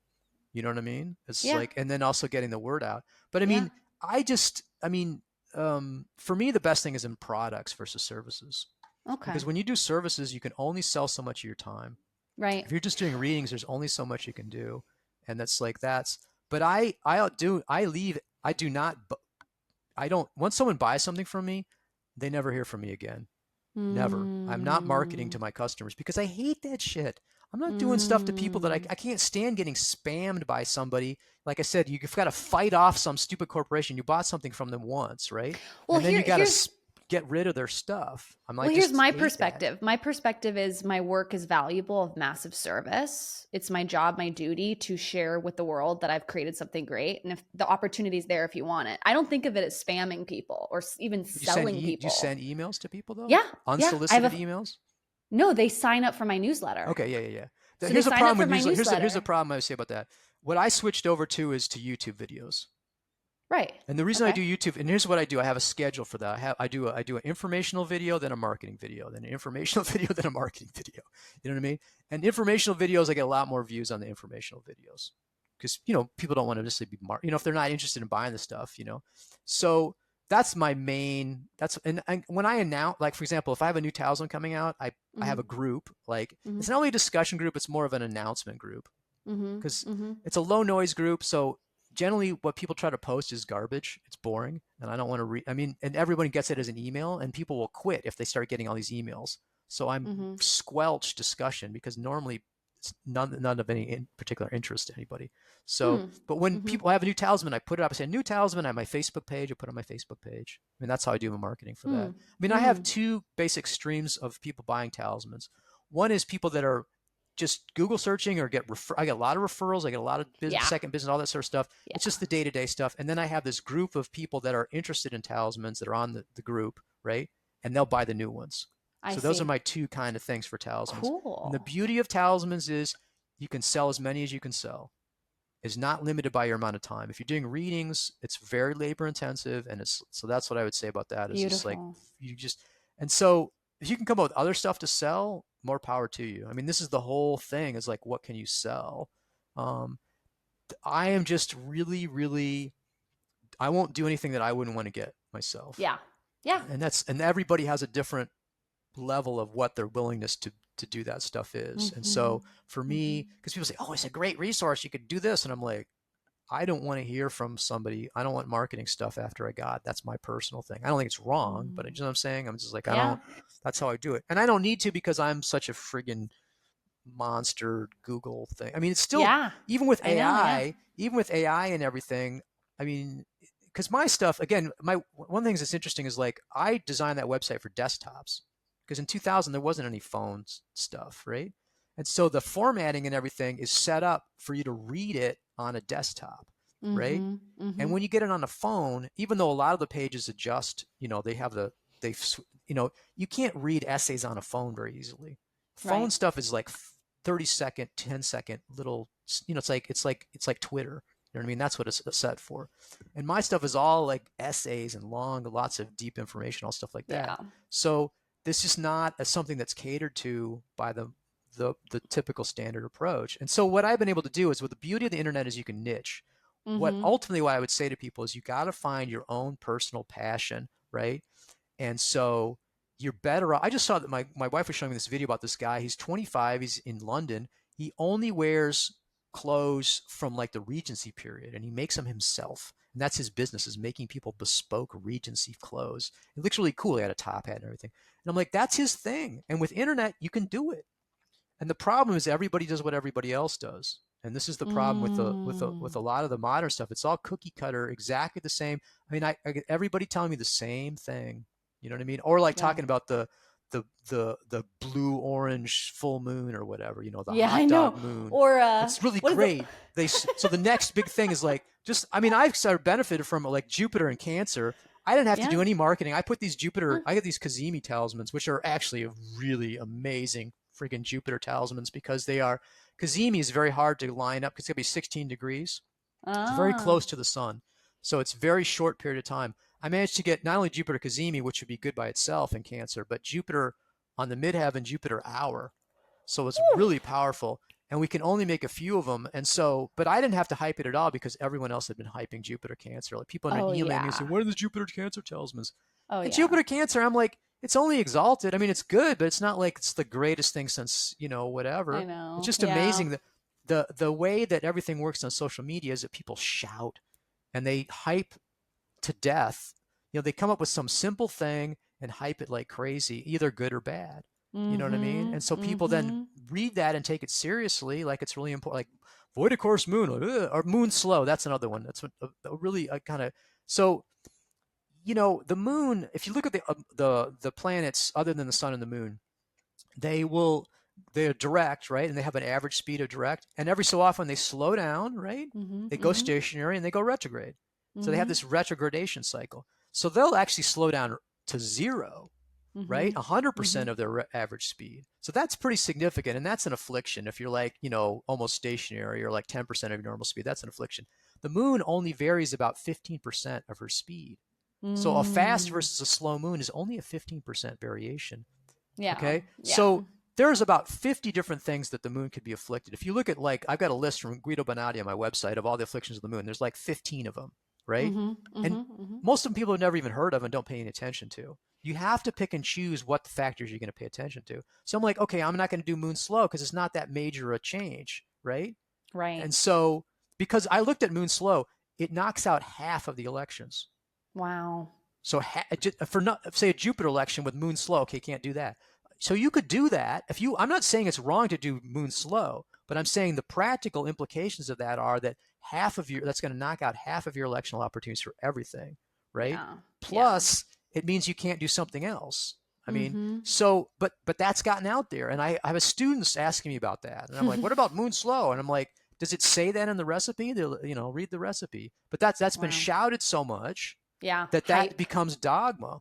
And we have Yes. a very frozen, dogmatic, a good, bad. It's objectively true for all people for all time. I There's no know. way to alter that, and you're stuck with that. And it's like, and so if you're doing anything different than that, even it's Yeah. like I said, this is completely following the tradition.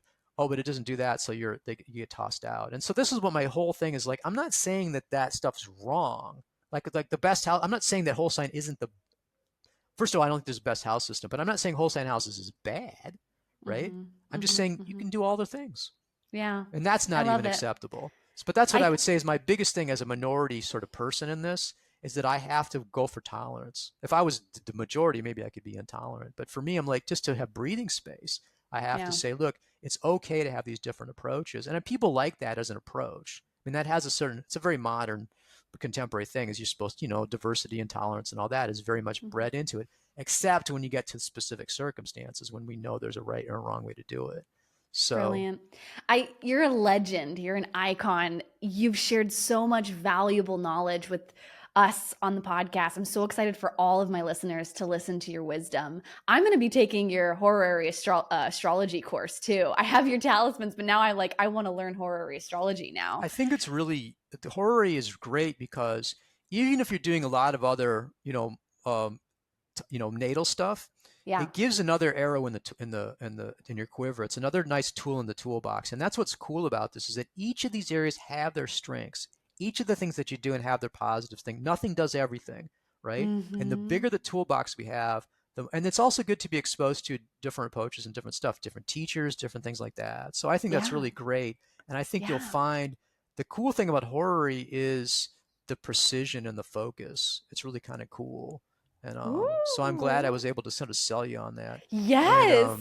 Yes, I'm excited. I'll get it today. I'm very excited. I'm always enrolled in a new course. I'm always learning more astrology.